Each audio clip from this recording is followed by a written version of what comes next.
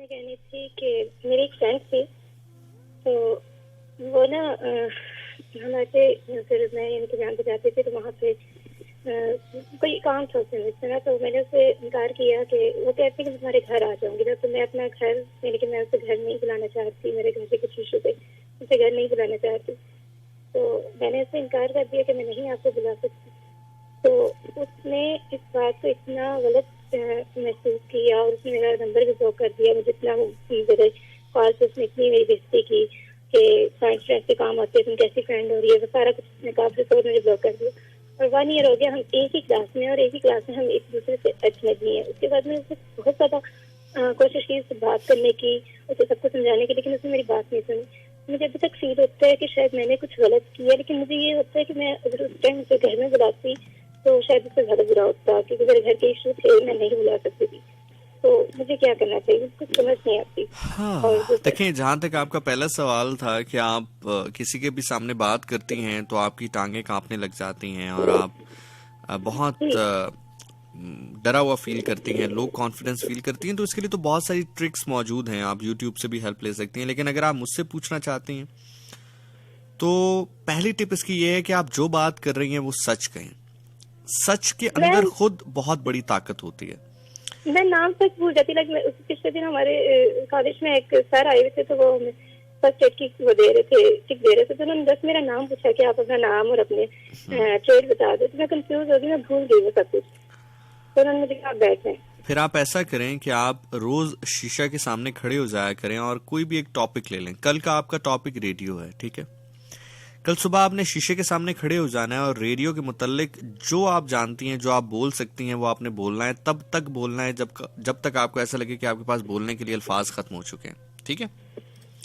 और ये प्रैक्टिस आपने 10 दिन तक करनी है और हर रोज एक नया टॉपिक होगा। पहले दिन रेडियो रख लो, दूसरे दिन पाकिस्तान रख लो, तीसरे दिन कायद आजम रख लो, चौथे दिन इल्हाम इकबाल रख लो, 5वें दिन कंप्यूटर रख लो, 6ठे दिन घर रख लो, 7वें दिन गाड़ी रख लो, 8वें दिन मोटर बाइक रख लो, 9वें दिन पेंटिंग रख लो, 10वें दिन मौसम रख लो। ये 10 टॉपिक जो है अपने पास रख लो और हर रोज इनके ऊपर बोलो। जितना बोल सकती हो तब तक बोलो जब तक थक ना जाओ। 11वें दिन तुम्हें बात करने के लिए किसी और की जरूरत नहीं पड़ेगी और तुम्हारी जुबान भी नहीं लड़खड़ाएगी, पहली चीज। दूसरी बात यह बेटा, जो आपने कहा कि क्या आपने सही किया या गलत किया, आपने बिल्कुल ठीक किया। मैं आपको भी ये कहूंगा और जितने लोग मुझे सुन रहे हैं उनको भी ये कहूंगा कि कोई भी काम ना करें अगर आप कंफर्टेबल नहीं है।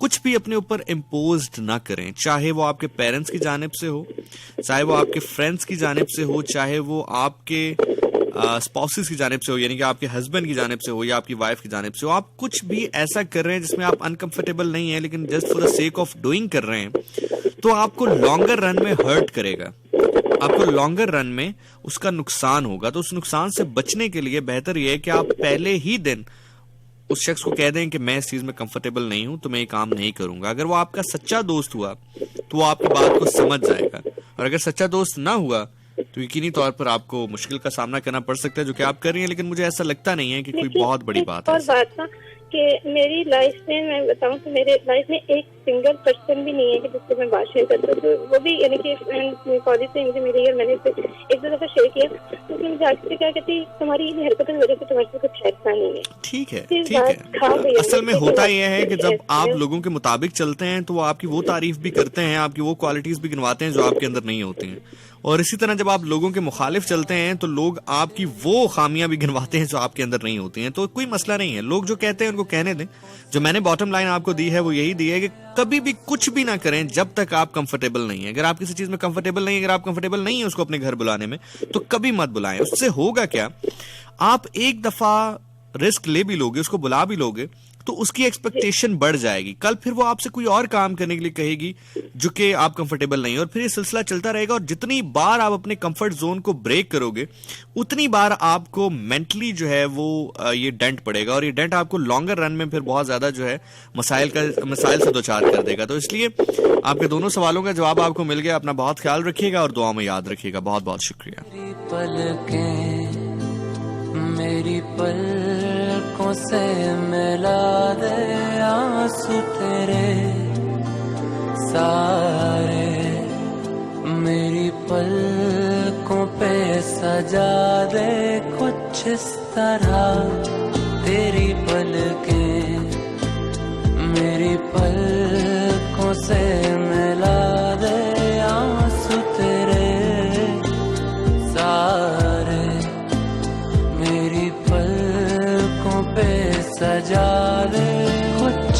तरह तेरी पलकें मेरी पलकों से मिला दे।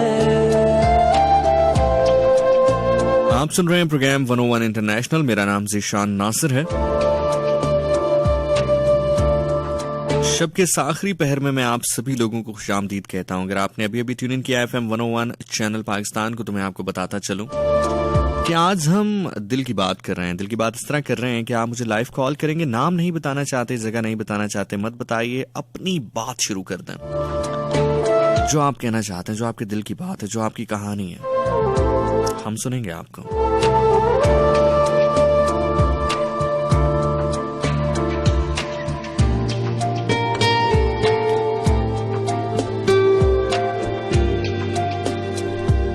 लेकिन बस गुजारिश आपसे वही है जो पहले भी मैंने आपसे कही कि अगर आपके पास कोई कहानी है जो कि आप हमें बताना चाहते हैं, जैसे अब से चंद लम्हात पहले 2 कॉलर्स आपके साथ मौजूद रहे, आपके सामने अपनी बात को आपके सामने रख रहे थे, तो अगर आप मुझे कॉल करना चाहें तो 051-111-000-101 टेलीफोन लाइंस जो है वो आपके लिए ओपन है, खुली हैं। टेलीफोन के और दिल के दरवाजे आपके लिए खुले हैं। 05-111-101 101।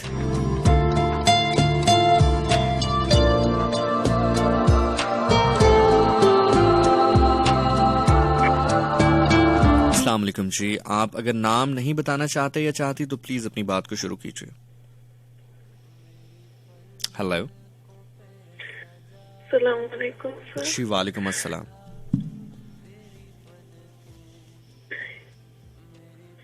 मैं मोहतरमा, आप जो भी कहना चाहती हैं प्लीज अपनी बात को शुरू कीजिए।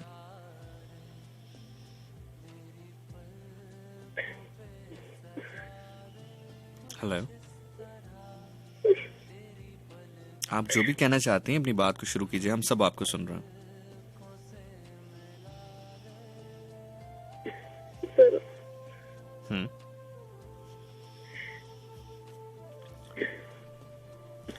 मैं आपसे गुजारिश करूंगा कि प्लीज अपनी बात को शुरू कीजिए, क्योंकि बहुत सारे लोग शायद इस उम्मीद के साथ प्रोग्राम सुन रहे होंगे और कॉल ट्राई कर रहे होंगे कि आज वो अपने दिल की बात या वो बात जो कि उनको अंदर से खाई जा रही है उसको शेयर कर सके। तो मैं आपसे फिर रिक्वेस्ट कर रहा हूं कि प्लीज वक्त का ख्याल रखते हुए अपनी बात को शुरू कीजिए।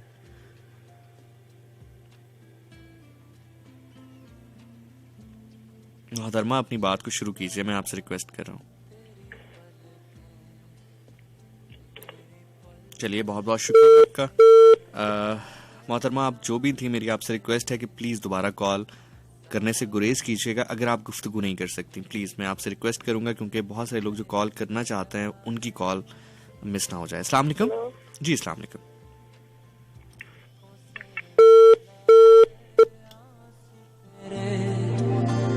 सारे मेरी पलकों पे सजा दे कुछ इस तरह तेरी पलकें मेरी पलकों से मिला दे आंसू तेरे सारे मेरी पलकों। जी अस्सलाम वालेकुम। Hello hello hello hello. Okay जनाब, तो एक बहुत ही जबरदस्त अनाउंसमेंट मेरे पास है। मैं यहाँ पर तब तक बैठा रहूंगा जब तक आप दिल की बात लिए मेरे पास आते रहेंगे। बहुत बड़ी बात कर रहा हूँ मैं, चाहे सुबह के 4 ही क्यों ना बज जाएं, जब तक मुझे आखिरी कॉल आती रहेगी, आप कुछ कहना चाहेंगे मैं आपको सुनूंगा। लेकिन अब आप कहेंगे कि आपको पता कैसे चलेगा कि कोई बात करना चाह रहा है या नहीं। टेलीफोन लाइंस तो ब्लिंक कर ही रही हैं। जिस तरह की कॉल अभी पिछले 2-3 कॉल्स मुसलसल आई हैं, जब मुझे दोबारा इस तरह की 2-3 मुसलसल कॉल्स आएंगी तो मैं समझ जाऊंगा कि अब आपके पास कहने के लिए कुछ नहीं है। तो हम आपसे सलाम दुआ करेंगे और चले जाएंगे। मैं फिर आपसे कह रहा हूँ कि जब तक आप कॉल करते रहेंगे, अपनी बात सुनाने के लिए मैं यहाँ बैठा हूँ, चाहे सुबह के 4 ही क्यों ना बज जाए। मेरी पलकों पे सजा दे कुछ इस तरह तेरी पलकें मेरी पलकों से मिला दे आंसू तेरे सारे मेरी पलकों पे सजा। अस्सलाम वालेकुम जी। हेलो। अस्सलाम वालेकुम जी वालेकुम अस्सलाम जी। खान साहब कैसे हैं आप? ठीक हैं जी मैं अल्हम्दुलिल्लाह ठीक हूँ। आप नाम और जगह नहीं बताना चाहते तो गुफ्तगू का आगाज कर दीजिए। नहीं कोई ऐसी बात नहीं है, बताएंगे आपको। कराची से बात कर रहा हूँ और जाहिद मेरा नाम है। आपका टॉपिक सुन के जो है फिर मैंने कहा कि बात करें। तो खान साहब जो आपने टॉपिक रखा है बहुत अच्छा टॉपिक है। मैंने कहने का मतलब ये है कि इंसानियत है और उसके बाद ये एक का एक दुनिया में निजाम है कि हर इंसान जो है किसी न किसी पे भरोसा करके जो है ना वो अपनी जिंदगी गुजारता है। लेकिन उसकी जिंदगी जो है ना कुछ ऐसे लोग भी आ जाते हैं उसकी जिंदगी में जो उसकी जिंदगी बेकार कर देते। तो समझ में नहीं आता है कि यार ये कैसी दुनिया है कि इंसान हो के वही इंसान के जो के सुबह से लेकर रात तक और रात से लेकर सुबह तक जो एक फिक्र में रहता था कि चलो यार ये इंसान जो है हमारा भाई है, दोस्त है, ये है, सब कुछ है। लेकिन वही इंसान जो है दुश्मन बन गए कि यार इस आदमी को किसी तरीके से ठिकाने लगाओ। तो ये ऐसी दुनिया जो है, इस दुनिया को देख के यार अजीब सी जान भाई फील होता है यार कि आजकल के इंसानों को हो क्या गया। भाई आपकी अगर कोई बात है, कोई कहानी है, कोई ऐसी चीज है जो आप अपना हमारे साथ शेयर कर सकते हैं तो प्लीज जरूर कीजिए। बाकी चूंकि हर इंसान इस दुनिया में मौजूद है, इस दुनिया में क्या हो रहा है हर शख्स उससे गुजर रहा है। अगर आपकी अपनी कोई आपसे कि ऐसा शख्स के लिए अपनी जान और माल हर चीज कुर्बान कर दी, अगर उसने हमारे को किसी भी मैदान में आजमाया, हमने उसके पीछे जो है उसके पीछे हर चीज जो है अपनी जो फरमाइश की उसमें हमने पूरी की तरफ एक दोस्ती भाईचारे में। लेकिन वही शख्स जो है जिंदगी में देखा कि वो हमारी जान का जो है दुश्मन निकला। क्या वो शख्स मर्द था या औरत थी? मर्द था भाई, मर्द। औरत की बात नहीं करता हूँ मैं, मर्द। आजकल के मर्दों की मैं बात करता हूँ। मर्द होके उसने फिर वही आपने ऐसा क्या किया उसके साथ जो कि आपको लगता है कि रूटीन से हट के है? यार दुनिया नहीं करती है, अपने दोस्त के लिए दुनिया नहीं करती है, वो आपने उसके लिए किया। ऐसा क्या किया आपने? खान साहब मैंने अपनी जिंदगी में जो है ना अपनी याद में खुद सोचता हूँ यार कि मेरे से कोई ऐसी सफा नहीं हुई जो कि मैं अपने जिससे मैं शर्मसार हूँ। मेरा सवाल आपसे यह है कि आपने अपने दोस्त के लिए ऐसा क्या किया जो कि दुनिया में कोई और नहीं करता, जो आपको लगता? मैंने दुनिया में उसके हर अच्छे बुरे टाइम पे मैं काम आया। पैसे दिए आपने? माना पैसों में मैं आया, पैसे भी दिए, वर्किंग मैंने जो वर्क भी लेके दिया, माना वर्किंग पे भी इसको जो है जॉब भी दिलवाई, सब कुछ किया। मगर आखिर में पता ये चला कि वही बंदा जो है माना मुझे जो है टारगेट करने के चक्कर में लगा पड़ा है। मुझे माना देखिए जाहिद साहब बताया कि बोला यार ये आदमी जी ये आपको टारगेट करने के चक्कर में लगा पड़ा है। तो फिर जब देखिए जाहिद साहब बात ये है कि आपकी बात का एक बहुत ही सिंपल और सादा जवाब है मेरे पास, जो इमाम अली अलैहिस्सलाम का कॉल है कि जिस पर एहसान करो उसके शर से बचो। तो रही बात आपने जो बताया कि आपने उसको काम ढूंढ कर दिया या आपने पैसे दिए या मुख्तलिफ जगहों पर उसके लिए खड़े हुए, ठीक है, लेकिन ये मेरे नजदीक कुछ ऐसा नहीं है जो कि दुनिया में होता ना आया हो या होता ना रहेगा। लेकिन यकीनी तौर पर जब आप किसी के लिए कुछ करते हैं तो आपकी एक एक्सपेक्टेशंस होती हैं जो उस शख्स के साथ जुड़ जाती हैं। जब वो पूरी नहीं होती हैं तो यकीनी तौर पर आपको बड़ा दुख होता है, आपको बड़ा अफसोस होता है, जो कि आपको अभी हो रहा है।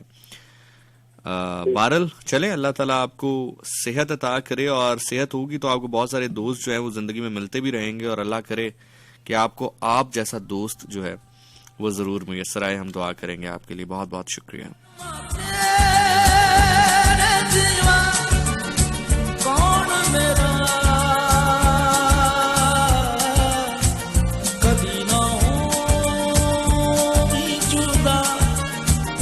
थोड़ी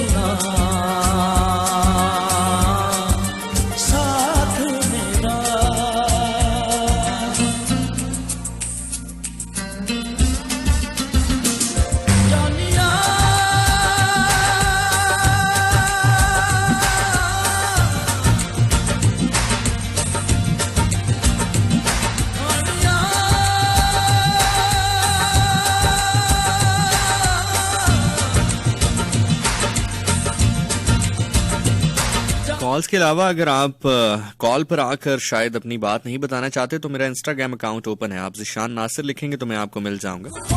ZEESHANNASIR26। वहां पर डायरेक्ट आप मुझे मैसेज करके अपनी बात पहुंचा सकते हैं। मैं आपकी बात वहां से भी शामिल कर लूंगा। ज़िशान नासिर लिखेंगे इंस्टाग्राम पे तो मैं मिल जाऊंगा आपको।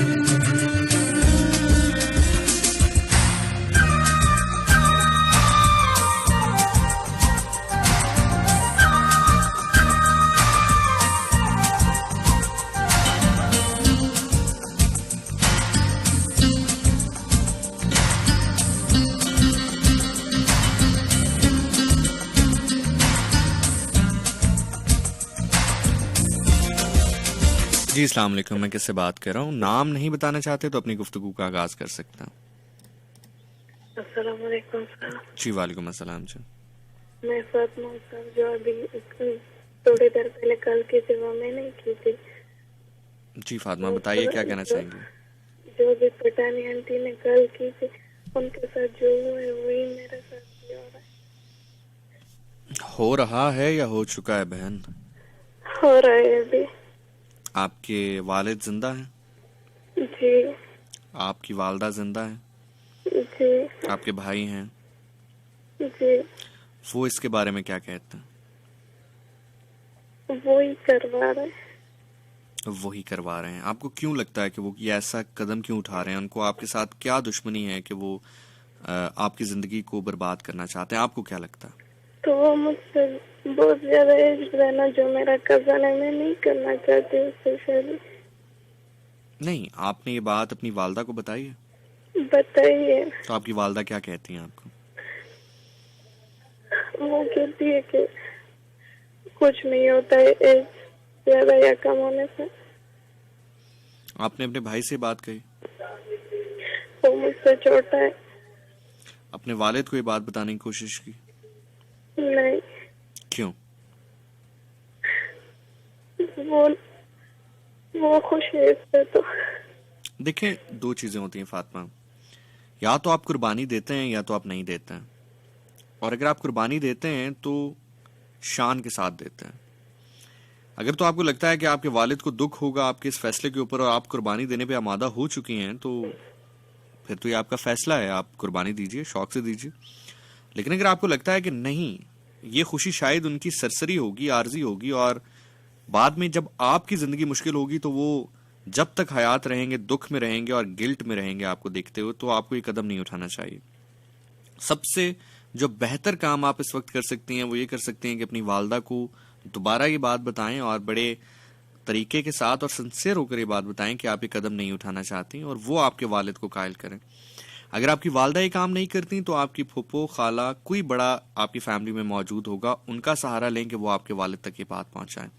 अगर ऐसा कोई नहीं भी है तो फिर मैं आपको ये रेकमेंड करूंगा कि अपने तय कोशिश करके वालिद साहब से बड़े इज्जत और एहतराम के साथ बात करें, और फिर उसके बाद क्या होता है वो आप देख लीजिए। लेकिन मुझे ऐसा लग रहा है कि शायद आप काफी हद तक आमादा हुई हैं पहले ही कुर्बानी देने के लिए, और अब शायद आपको लग रहा है कि आपको कुर्बानी नहीं देनी चाहिए। तो मैं फिर आपसे कह रहा हूं कि अगर तो आपने सोच लिया है और आपको लगता है कि ठीक है, इंसान इतना बुरा नहीं है, कुर्बानी दी जा सकती है, फिर तो चले अलग बात है। लेकिन अगर आपको लगता है कि नहीं, ये चीज ऐसी है जो कि शायद अभी तो सरसरी सी खुशी दे, लेकिन चंद दिनों के बाद ही आपकी जिंदगी जो है वो जहन्नम से भी बदतर हो सकती है और फिर आपके वालिदैन को परेशानी होगी, तो फिर यकीनी तौर पर आपको बात करनी चाहिए। ठीक है? ठीक है फातिमा? ठीक है सर। चले, बहुत बहुत शुक्रिया, अपना ख्याल रखिएगा। ओके जी। हाँ, जितने लोग मुझे ऑन एयर सुन रहे हैं और वालिद हैं या वालदा हैं, मेरी रिक्वेस्ट है आपसे, मैं ये नहीं कह रहा कि आपके बच्चे जो करना चाहते हैं आप उनको करने दें। यकीनी तौर पर आपने उनको पाला है, बड़ा किया है, आप उनको इस दुनिया में लाए हैं, आपको बहुत सारे अरमान हैं, आपका बहुत सारा हक है आपके बच्चों के ऊपर। लेकिन मेरी दुआ भी यही है आपके बच्चों के लिए कि कोई ऐसा मौका आपके और आपके बच्चों के दरमियान ना आए कि आपके लिए ऐसी सूरत हाल पैदा हो। और आपसे रिक्वेस्ट खास तौर पर मेरी यही है कि कोशिश करें कि अपने बच्चे या अपनी बच्ची की मर्जी जरूर शामिल करें, क्योंकि जिंदगी उन्होंने गुजारनी है। आप शायद 8 साल, 10 साल, 15 साल, 20 साल, आप 1000 साल भी जिए, लेकिन जिंदगी बिलाखिर उसकी है। अगर उसके अपना पसंद का फैसला गलत भी निकल आया तो कम से कम उसको इस चीज की खुशी जरूर होगी कि उसका अपना फैसला था। और अगर खुदा न खास्ता उसका फैसला गलत निकल आया तो फिर आप अपने आप को कभी माफ नहीं कर पाएंगे कि आपने अपनी बेटी या अपने बेटे के लिए कोई फैसला गलत कर दिया। तो खैर, इसके बाद हम आगे कॉलर की जानिब बढ़ते हैं। इसके बाद अस्सलाम वालेकुम कॉलर, नाम नहीं बताना चाहते? वालेकुम सलाम नासिर भाई, क्या हाल चाल है ਤੁਹਾਡਾ? भाई मैं ठीक हूँ, आप कहाँ से बात कर रहे हैं और क्या बात करना चाहते हैं? मैं अरशद राही गल करदा पिया दयालगढ़ फैसलाबाद तो। क्या कहना चाहेंगे? हाँ, मैं क्या सर जी ਤੁਹਾਨੂੰ याद कर लिए। सर जी मैं ये कहना चाहूंगा, एक इंसान जो पसंद की शादी करदा वा ਉਹ ਫਿਰ ਆਪਣੇ ਆਪ ਨੂੰ ਭੁਗਤਣਾ ਪੈਂਦਾ। ਅਗਰ ਮਾਂ-ਬਾਪ ਦੀ ਮਰਜ਼ੀ ਨਾਲ ਸ਼ਾਦੀ ਹੋ ਜੇ ਫਿਰ ਮਾਂ-ਬਾਪ ਭੁਗਤਣਾ ਪੈਂਦਾ ਹੈਗਾ ਉਹਨਾਂ ਨੂੰ। ਅੱਛਾ, ਠੀਕ। ਅਸੀਂ ਜੇ ਮੈਂ ਸ਼ਾਦੀ ਕਰਾਂ ਕਿਸੇ ਔਰਤ ਨਾਲ ਆਪਣੀ ਮਰਜ਼ੀ ਦੇ ਨਾਲ, ਸਾਡੇ ਮਾਂ-ਬਾਪ ਨੇ ਤੇ ਕਹਿਣਾ ਤੂੰ ਪਿੱਛੇ ਹਟਦਾ, ਤੁਸੀਂ ਆਪਣੀ ਮਰਜ਼ੀ ਕਿਉਂ ਕੀਤੀ ਹੈਗੀ ਫਿਰ ਇਹਦੇ ਵਿੱਚ। आप शादीशुदा हैं? हाँ जी। आपने अपनी मर्जी से शादी की है या वालिदैन की मर्जी से? वालदा की तरफ से। खुश हैं? हाँ जी, ਅਸੀਂ खुश है गए हैं। तो बस खुश रहें फिर।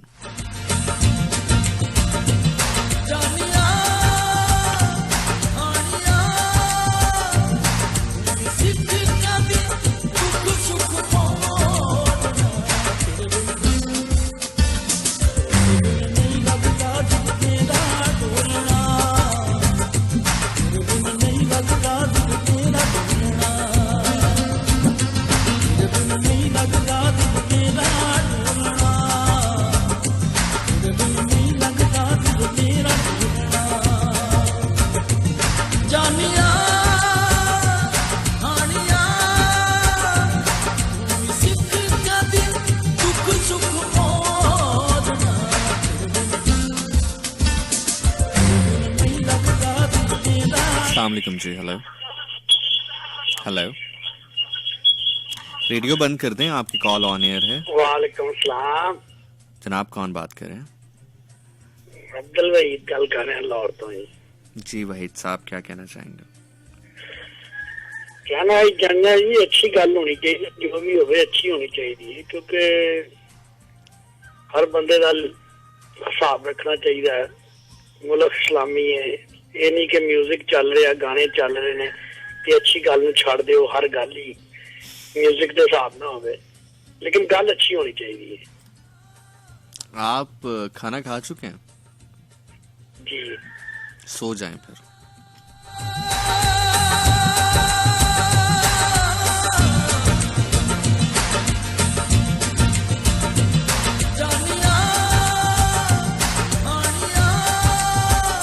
अस्सलाम वालेकुम जी। हेलो हेलो जी मोहतरमा, नाम नहीं बताना चाहती तो गुफ्तगू का आगाज कर सकती हैं। जी बताइए।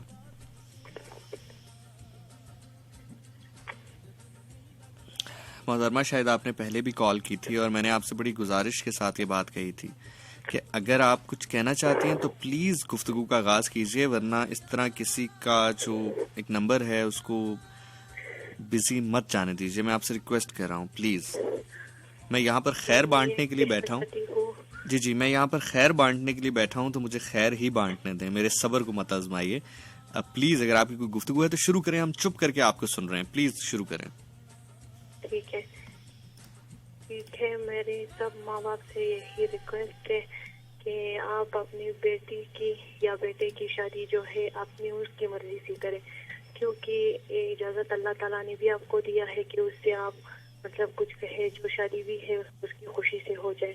ये आपके लिए भी अच्छा होती है और आपकी बच्चों के लिए भी अच्छा होती है। और ये है कि जब भी उसकी शादी हो जाए, उसकी ज़िंदगी में कुछ प्रॉब्लम हो जाए तो आपको बदुआ नहीं दे सकती है, क्योंकि उसने अपनी खुशी से किया है, चाहे वो बेटा है या बेटी है। इसलिए मैं आपसे हाथ जोड़ के रिक्वेस्ट करती हूँ कि प्लीज़ उनकी मर्जी से आप शादी करें। चलें, बहुत बहुत शुक्रिया आपका बेटा, आप हमारे साथ मौजूद रहे। जैसे कि मैंने कहा कि अगर आप फॉर एग्जांपल कॉल पे नहीं भी आ सकते तो मेरा जो इंस्टाग्राम अकाउंट है वो ओपन है आपके लिए। आप ज़िशान नासिर लिखेंगे इंस्टाग्राम पे, मैं आपको मिल जाऊंगा और वहां पर आप मुझे मैसेज कर सकते हैं। वहीं से एक मैसेज पिक करते हैं और नाम चले मैं शामिल नहीं करता। एक बच्ची हैं, वो लिखती हैं कि इन 6th क्लास कज़न हरास्ड मी, और ये चीज़ बहुत ख़त्म करती रही मुझे। बट फिर कुछ दिन पहले प्रपोज़ल आया, प्रपोज़ल बहुत अच्छा था और मुझे लगा कि अब ज़िंदगी सेट हो जाएगी। लेकिन कुछ दिनों के बाद उस प्रपोज़ल में मुदाखलत की मेरी उन्हीं कज़न्स की फैमिली ने, और मेरे वालिद ने अब से 2 दिन पहले उन प्रपोज़ल को मना कर दिया। मुझे ऐसा लगता है कि उनका मेरी ज़िंदगी में बहुत ज़्यादा कंट्रोल है और शायद मेरी ज़िंदगी कभी बेहतर नहीं हो पाएगी। हाँ बेटा, बात यह है कि पहले तो जो आपके साथ हुआ, हमेशा ज़िंदगी में आप याद रखिएगा कि कभी भी उसको खुद आपने अपने आप को मुजरिम नहीं करार देना उसके लिए। मैंने अक्सर देखा है कि जो हरासमेंट के केसेस होते हैं मोस्ट ऑफ द टाइम, चाहे लड़के के साथ हों या लड़की के साथ हों, हरासमेंट बेसिकली एक ऐसी चीज है जो जेंडर नहीं देखती है। बहुत सारी खवातीन भी हरासमेंट करती हैं मर्दों को, बहुत सारी हरासमेंट मर्दों की जानिब से भी खवातीन को होती है, और यकीनी तौर पर मेजॉरिटी मर्दों की जानिब से ही औरतों को रहती होगी, इसमें कोई दूसरी राय नहीं है। लेकिन चाहे आप लड़के हैं या चाहे आप लड़की हैं, जब आप हरास्ट होते हैं और वो उम्र गुजर चुकी होती है, यानी कि आप बचपन में हरास्ट होते हैं और वो उम्र आपकी गुजर गई है, तो उस डार्क पीरियड को बहुत सारे लोग एज अ गिल्ट लेते हैं कि वो कुछ ना कर सके अपने लिए। आपने कभी भी अपने आप को मुजरिम करार नहीं देना है उसके लिए।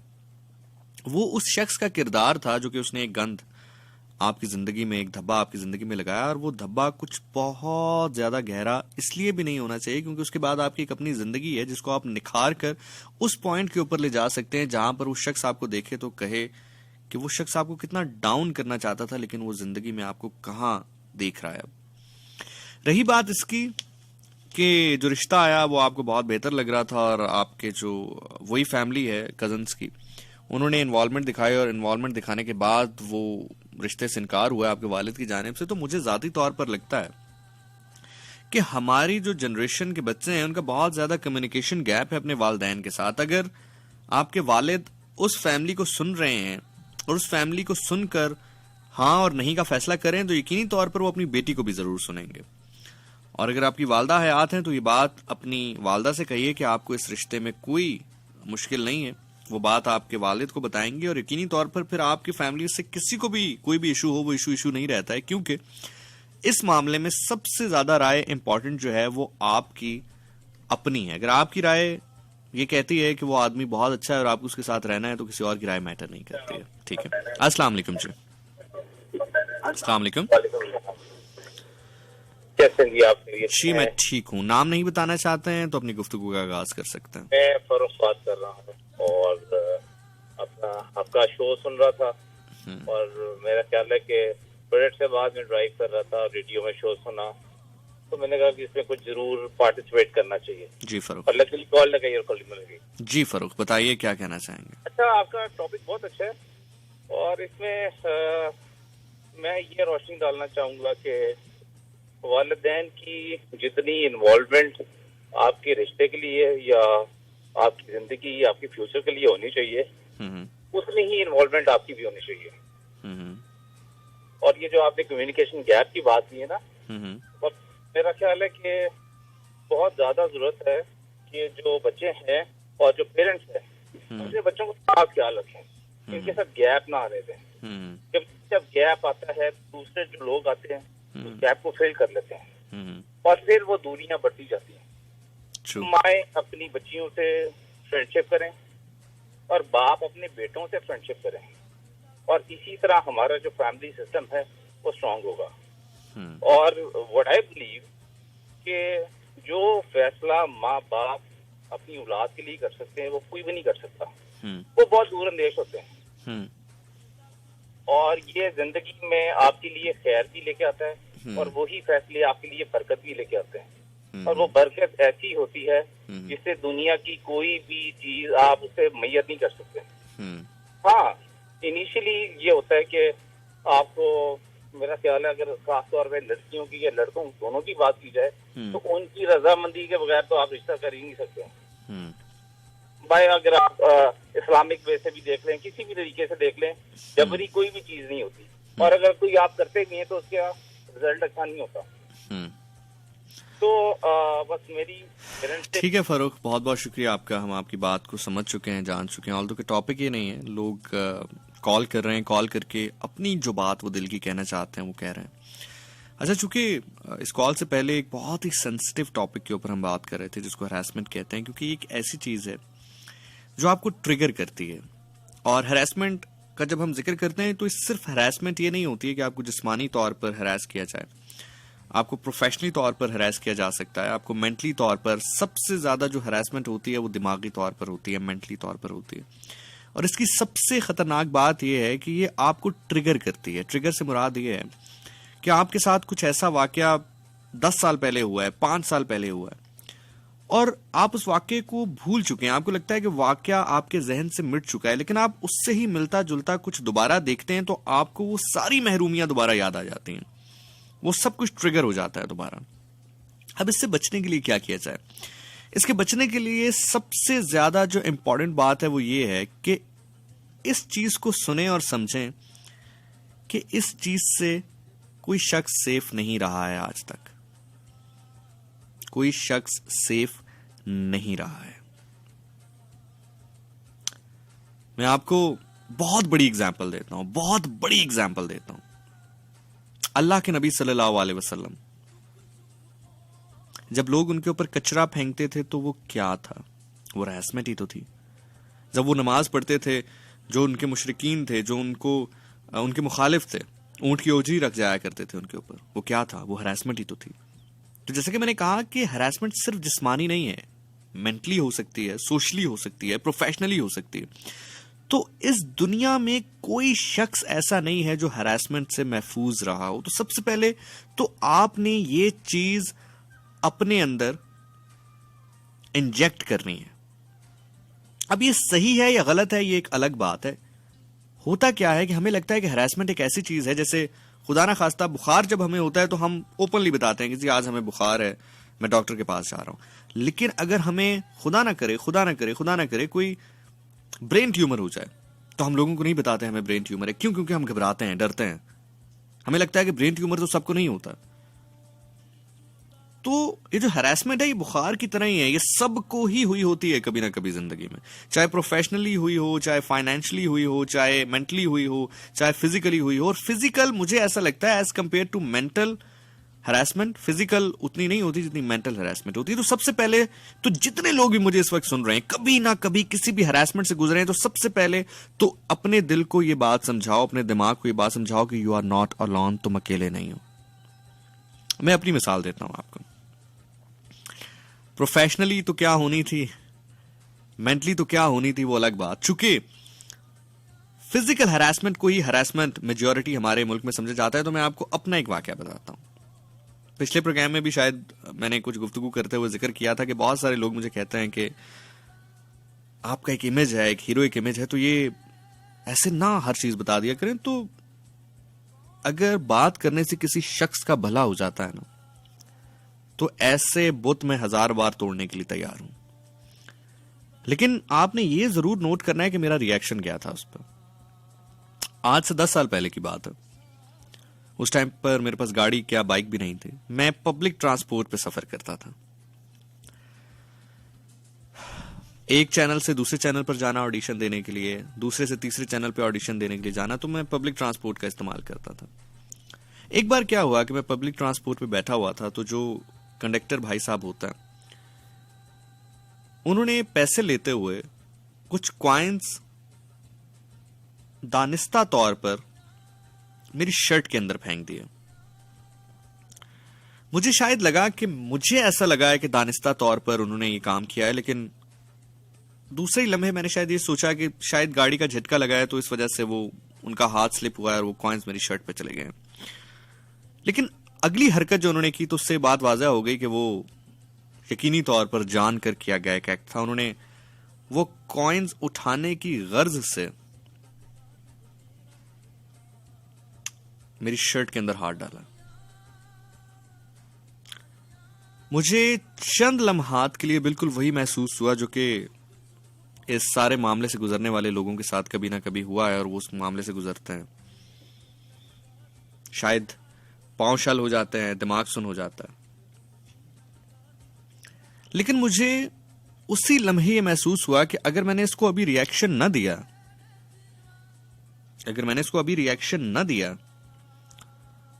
तो शायद मेरे साथ तो दस्त दराजी करे ही करे, मेरे बाद अगर कोई यहां पर आकर बैठे तो शायद वो मेंटली टेम्परामेंटली इतना स्ट्रांग ना हो, दिमागी तौर पर इतना स्ट्रांग ना हो, और शायद वो इसका बोझ पता नहीं कब तक लिए बैठे।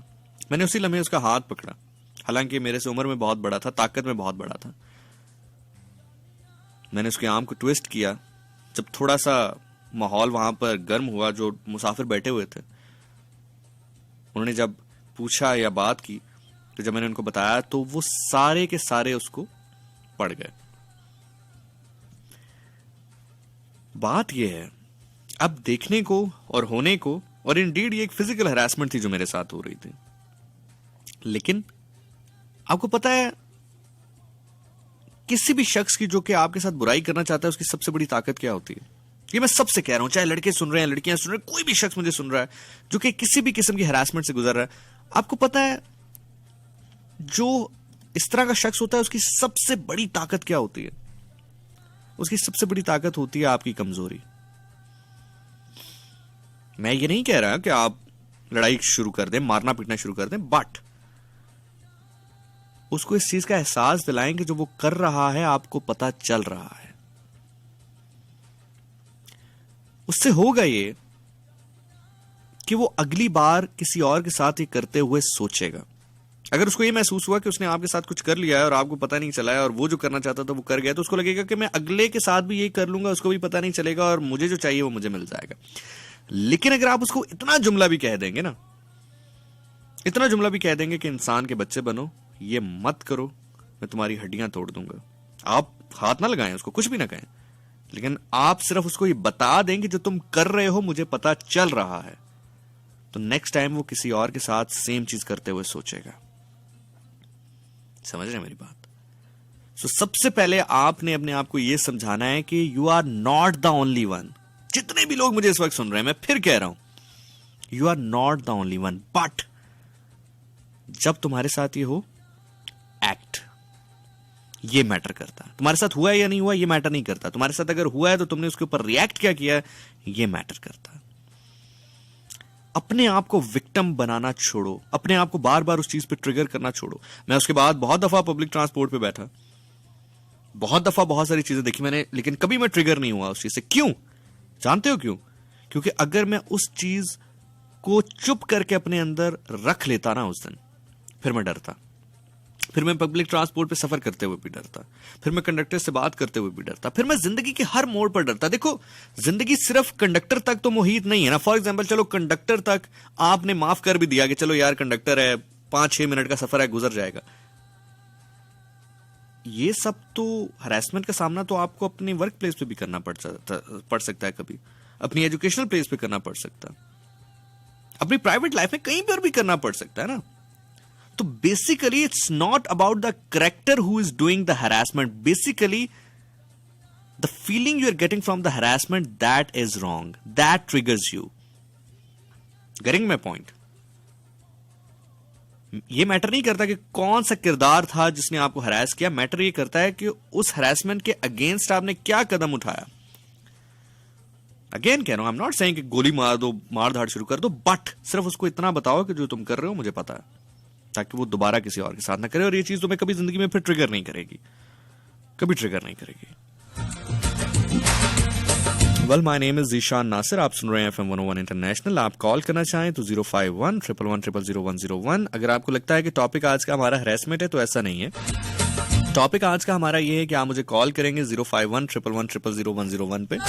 आपकी कोई भी बात है जो कि आपको लगता है कि आप कहना चाहते हैं, सुनाना चाहते हैं, बात करना चाहते हैं, दिल ही के अंदर आपको खाई जा रही है, तो आप बिना नाम बताए, बिना जगह का नाम बताए आप अपनी गुफ्तगू का आगाज कर सकते हैं। अगर आप कॉल पर नहीं भी आना चाहते तो मेरा इंस्टाग्राम अकाउंट आपके लिए ओपन है, ज़ीशान नासिर लिखेंगे इंस्टाग्राम पे, मैं आपको मिल जाऊंगा, वहां पर आप मुझे मैसेज कर सकते हैं।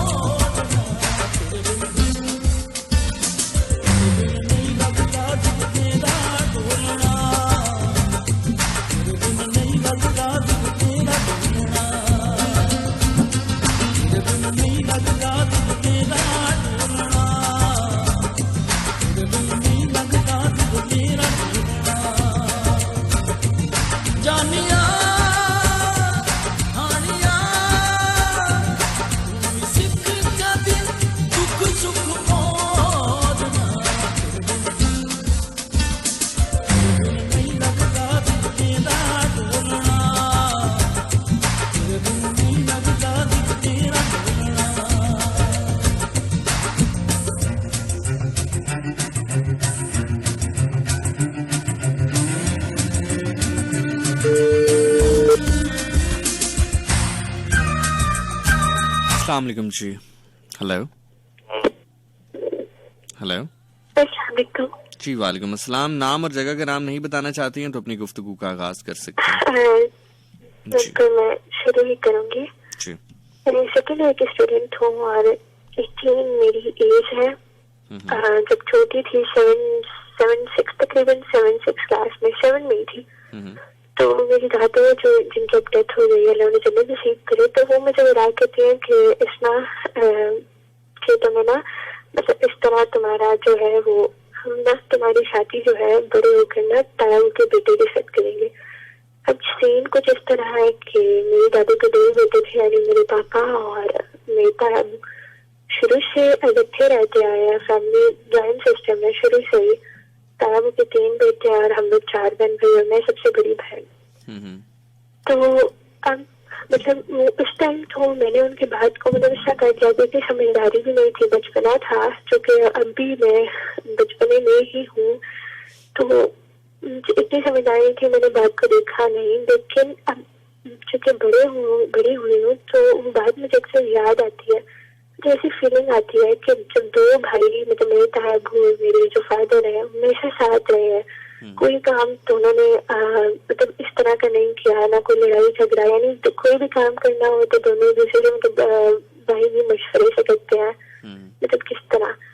तो अब ताऊ जो है उनके 3 बेटे हैं और सबसे एक की तो शादी हो गई है, दोनों 2 की हो चुकी है, और जो तीसरे वाले जिनसे मेरी दादी ने मेरे बारे में ऐसे कुछ कहा था, मुझे कहा गया था, तो मैं इस जॉइंट सिस्टम में तो कुछ कंफर्टेबल से नहीं हूँ। मतलब मुझे नहीं लगता कि अगर ऐसा हो गया तो मैं कभी इस तरह कंफर्टेबली अपनी life with long way run में खुश रह सकूंगी, क्योंकि यहाँ तो मैं खुद पता नहीं क्यों बेचैन सी हूँ, तो मुझे नहीं लगता कि इस तरह मैं रह सकूंगी। और मुझे समझ नहीं आती कि अपने फादर को, मदर को तो मैं अक्सर कहती रहती हूँ उनमें मेरे में इस तरह की बात है, लेकिन फादर जो है वो आर्मी में है, थोड़े गुस्से वाले भी है, थोड़ी सख्ती है, मुझे समझ नहीं आता कि मैं उन्हें, क्योंकि मुझे लगता है ना ऐसा होगा कि ताऊ लोग बोलेंगे और पापा ना नहीं कर सकेंगे, क्योंकि 2 भाई जो है वो एक घर में रह रहे हैं और हमेशा से दोनों में इतना ज्यादा इत्तेफाक है, तो मेरे पापा जो है वो ताऊ को कभी बड़े भाई को अपने मना नहीं कर सकेंगे कि मैं इस तरह। देखिए मोहतरमा मेरी बात सुने। ये मैटर नहीं करता है कि आपके वालिद और आपके ताया अबू के दरमियान कितनी मोहब्बत है, क्योंकि उनकी मोहब्बत आपकी अज़दवाजी जिंदगी के लिए मैटर नहीं करती है, उसका उससे कोई ताल्लुक नहीं है, ठीक है। ये बिल्कुल ऐसे, सुने मेरी बात, ये बिल्कुल ऐसे ही है कि मेरे घर में जितनी भी चीनी पड़ी हो, अगर मुझे बिरयानी पकानी है तो मुझे मसाला चाहिए, मुझे चीनी नहीं चाहिए। इसी तरह आपके वालिद और आपके ताया अबू की जितनी भी मोहब्बत है वो अच्छी बात है, दो भाइयों में होनी चाहिए, लेकिन इससे इसका कतन कोई ताल्लुक नहीं होना चाहिए कि वो आपका रिश्ता भी वहां पर कर दें। हाँ, अब यहाँ पर जी बोलिए। लेकिन जब अगर ऐसा होगा, क्योंकि मुझे लगता है ना ऐसा होगा, आपको देखें जी आप मेरी बात सुनने, मैं समझ गया हूँ आप क्या कहना चाह रही। देखिए, सबसे पहली बात तो ये है कि आपने सबसे पहले तो अपने आप को ही डी वैल्यू कर दिया है, जहां पर आपने ये कहा कि आपको लगता है कि आप अभी भी बचपने में हैं।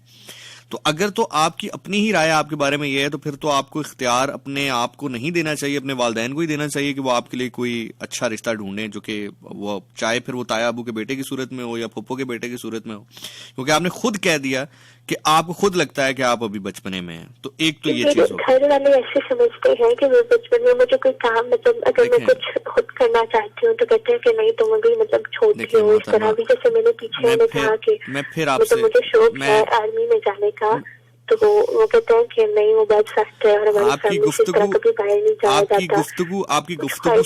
आपकी गुफ्तगू से यही लग रहा है कि आप बहुत इमेच्योर हैं अभी। चूंकि इंसान जब बात करता है तो बहुत सारी चीजें उसकी आया होती हैं। तो जो जिस तरह से आप गुफ्तगू कर रही हैं और जो एक पैटर्न आपने बात करने का चुना है ना, उससे लग यही रहा है कि आप अभी बचपने में ही हैं। तो मैं आपसे यही रिक्वेस्ट करूंगा कि अभी ठीक है, अपने ताया के बेटा से शादी ना भी करें, लेकिन कम से कम प्रोलॉन्ग कर दें। अपने वालिदैन को कहें कि मैं पढ़ना चाहती हूँ, मुझे कुछ टाइम दें, आपको पढ़ाई का मौका दें, क्योंकि आप सच में अभी आपकी आवाज भी और आपके जो अंदाज है या जो आपका एक थिंकिंग पैटर्न है वो भी बहुत स्कैटर्ड है, वो बहुत ज्यादा मैच्योर है नहीं। कि अगर फॉर एग्जांपल आप खुद भी अपने लिए किसी शख्स को चुने तो ज्यादा चांसेस यही हैं कि शायद आप कोई जज्बाती फैसला करके गलत फैसला कर बैठे, खुदा ना करे ऐसा हो। लेकिन अगर आपको इनिशियल थॉट ही अपने कजन के बारे में ये आ रही है कि आप उसके साथ सर्वाइव नहीं कर सकती, तो फिर उसको तो बिल्कुल ही आप चॉइस से हटा दें, लेकिन अपने आप को भी टाइम दें। इतने जल्दी कोई फैसला अपने मुतालिक ना कीजिएगा, ठीक है। एक और मेरे एक फ्रेंड से मतलब मेरे बहुत अच्छे, अभी पीछे ही उनसे अच्छी दोस्ती हुई। मसला ये है सब बीच में जी, मेल है वो? हाँ मेल है, मतलब कजन तो दूर के कजन है, लेकिन ज्यादा मतलब फ्रेंडशिप में है। अच्छा। तो उन परेशान थे किसी बात से, तो मैंने पूछ लिया, बताना नहीं चाह रहे थे वो, लेकिन मैंने पूछा, उन्होंने बताया कि उनकी एक मतलब एक लड़की से, उनको एक लड़की अच्छी लगती थी, उन्हें पसंद थी वो, लेकिन मतलब वो लड़की भी उन्हें पसंद करती थी, लेकिन लड़की कह नहीं पाई, और ऐसा वो डायरी वगैरह में लिखा हुआ था, और इसके लिखने के बाद इसका कुछ दिनों बाद इसका एक्सीडेंट हो गया। तो वो मेरे फ्रेंड के दिल में बात रह गई और लड़की के दिल में बात रह गई, और लड़की तो चली गई, लेकिन अब फ्रेंड जो है वो मेंटली डिप्रेस्ड है इतना ज्यादा कि अक्सर वो रो के पागल होते रहते हैं कि काश या मैंने कह दिया होता है, उसने कह दिया। चले मैं आपको एक बहुत मजे की बात बताता हूँ। आपकी चलें, शायद अभी आपको ये बात समझ में ना आए, लेकिन जिंदगी का एक तजुर्बा रखता हूं मैं। आपको पता है आपकी बहुत सारी जो ये स्कैटर्ड थॉट्स हैं उनमें उन साहब का बहुत बड़ा हाथ है, ठीक है। अभी मुझे पता है कि आप कहेंगे नहीं ऐसा नहीं है, लेकिन मैं आपसे जो अर्ज कर रहा हूं, आपकी बात समझ नहीं आई। आपकी जो ये स्कैटर्ड थॉट्स है ना अभी, और उन्हीं एक थॉट की वजह से जो आप अपने कजन से भी थोड़ी सी बदजन है, उसकी एक सबसे बड़ी वजह शायद कहीं ना कहीं वो शख्स भी हैं जिनका आप जिक्र कर रही हैं। क्योंकि याद रखिएगा, हमेशा जो भी मर्द किसी खातून के हवाले से ये कहे ना कि मैं उसको कह देता तो वो रुक जाती, वो रुकी नहीं, मैं मर गया, मैं लुट गया, मैं बर्बाद हो गया, बेसिकली वो कंपलसेट कर रहा होता है एक मोहब्बत को दूसरे शख्स के साथ, एक मोहब्बत को दूसरी मोहब्बत के साथ नहीं, एक मोहब्बत को दूसरे शख्स के साथ, ठीक है। और वो शायद ये बताना चाह रहा होता है कि अगर मैं उसके साथ निभा करता तो ऐसा निभा करता कि दुनिया जो है वो देखती। मैं तो इतना वफादार आदमी था और मैं तो वफा के उस आखिरी पैमाने पर था कि अगर मैं उसके साथ वफा करता तो दुनिया देखती। बेसिकली ये ऐसा ही है कि इंसान अपनी एक सेल्फ मार्केटिंग करे। मैं बिल्कुल भी ये नहीं कह रहा कि वो शख्स कुछ गलत होंगे या उनकी इंटेंशन कुछ गलत होगी, लेकिन जैसे कि मैंने कहा कि एक उम्र गुजारी है और उस उम्र में मैंने यही सीखा है कि बहुत सारे लोग जो हैं वो अपनी एक कहानी आपके सामने पेश करते हैं और फिर उसके बाद ये बताते हैं कि अगर ऐसा ना होता तो वो कितने अच्छे आदमी होते। और जाहिर है दूसरा शख्स वो यही सोचता है कि ये बिल्कुल ऐसा ही है जैसे फॉर एग्जाम्पल मेरे सामने कोई बैठ कर कहे कि अगर मैं उस मर्द से शादी कर लेती तो मैं उसको बिल्कुल brand new Rolls Royce gift करती, तो कहीं ना कहीं मेरे जहन के 1000वें हिस्से में ये जरूर आएगा कि अगर यार ये उस मर्द के साथ शादी ना भी हुई इसकी, तो अगर मेरे साथ हो जाए, रॉल्स रॉयस मुझे मिल जाए। तो ये बिल्कुल ऐसा ही है। बहरहाल अभी आपकी उम्र है, बहुत कुछ जिंदगी में आपने सीखना है, और मैं फिर आपसे यही कहूंगा कि ना तो जज्बाती फैसला किसी दोस्त के हवाले से कीजिए और ना तो अपने कजन के हवाले से कीजिए। अगर आपको इनिशियल थॉट फिर यही आती है कि वो आपके साथ सरवाइव नहीं कर पाएगा, तो अपने आप को टाइम दीजिएगा, ठीक है? लेकिन वो जो मेरे आपने शुरू में बात की ना, कुछ ना कभी ही उनसे मतलब बात से शुरू वो होता नहीं है, वो होता नहीं है, उस तरह वाला कोई मामला नहीं है बेटा, वो होता नहीं है, वो कभी भी होता नहीं है। उस तरह वाला मामला जो होता है ना, वो होता नहीं है। देखें, खैर आपकी उम्र से फिर बहुत बड़ी बात हो जाएगी ये। मैं हमेशा नहीं कीजिए, मैं हमेशा ये बात कहता हूं कि जब कोई खातून अपनी बात, अपने शौहर की बात किसी दूसरे मर्द के साथ करती है ना, तो वो वहीं पर गिल्टी हो जाती है। इसी तरह कोई मर्द जब अपने से ताल्लुक रखने वाली औरत की बात किसी भी और दूसरी औरत से करता है, चाहे वो कितना ही मसाइल से दो चार क्यों ना हो, वो वहीं पे गिल्टी हो जाता है उसी टाइम, ठीक है? तो आप कह रहे हो ना कि आपका उस तरह का रिलेशन नहीं है, तो वो उस तरह का अगर रिलेशन नहीं है तो इतनी क्लोज बात, इतनी प्राइवेट बात कैसे आप तक शेयर कर दी गई? दोस्तों में तो मैंने मजबूर किया था, वो बताना बिल्कुल नहीं चाह रहे थे। देखिए, मैंने अभी मैंने थोड़ी देर पहले आपसे यही अर्ज किया ना, ये एक ह्यूमन साइकी है, ये जिस तरह वर्क करती है। अभी आप चूंकि मैं अगेन आपसे कह रहा हूं कि you will not understand it, आप अभी इसको समझेंगे नहीं। ये साइकोलॉजिकल इसमें एक बैकग्राउंड इन्वॉल्व होता है कि दूसरे शख्स को पता होता है कि मैं कहूंगा, फॉर एग्जाम्पल मैं आपसे कहूं कि मेरे पास एक ऐसी चीज है जो मैं आपको दिखाऊंगा नहीं, तो आप कहेंगे नहीं दिखाएं क्या है, दिखाएं क्या है, दिखाएं क्या है। तो अगर, और एक चीज मैं आपको और बताऊं, अगर मैंने आपको कोई चीज नहीं दिखानी ना, तो आप जितनी भी जिद कर ले, मैंने आपको नहीं दिखानी। और अगर मैंने आपकी जिद करने के बाद कोई चीज दिखा दी, तो मैं ये चाहता था कि आप जिद करें, फिर मैं वो चीज दिखाऊंगा। समझ रहे हैं? खैर, मैं फिर आपसे कहूंगा कि आप शायद अभी इस गुफ्तगू को बहुत ज्यादा तवील अंदाज में समझ ना पाए। खैर, आपके लिए अभी सिर्फ इतना ही जरूरी है कि आप ना तो अपने कजन के हवाले से कोई जज्बाती फैसला करें और ना किसी दोस्त के हवाले से। आपके वो दोस्त हैं, उनके साथ जरूर देखें। मैं मना करूंगा तो आपने मना तो होना नहीं है, और ये काम आपके वालिदैन का है कि वो चेक एंड बैलेंस रखें कि आप किससे बात कर रही हैं और किससे नहीं। लेकिन ये याद रखिएगा कि हर कही हुई बात सच नहीं होती, जैसे हर चमकती हुई चीज सोना नहीं होती है, ठीक है? बहुत शुक्रिया, अपना बहुत ख्याल रखिएगा। अल्लाह हाफ़िज़। से रहने न दिया जब चली सर्द हवा, मैंने तुझे याद किया,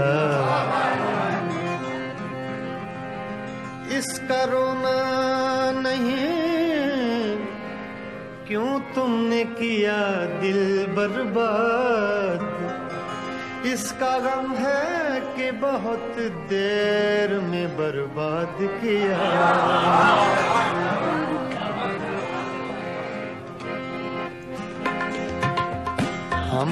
आप सुन रहे हैं FM 101 इंटरनेशनल। मेरा नाम ज़िशान नासिर है। आप कॉल करके मुझे अपनी बात पहुंचा सकते हैं। कॉल के अलावा आप मुझे मेरे इंस्टाग्राम पे ज्वाइन कर सकते हैं। ज़िशान नासिर लिखेंगे इंस्टाग्राम पे, मैं आपको मिल जाऊंगा।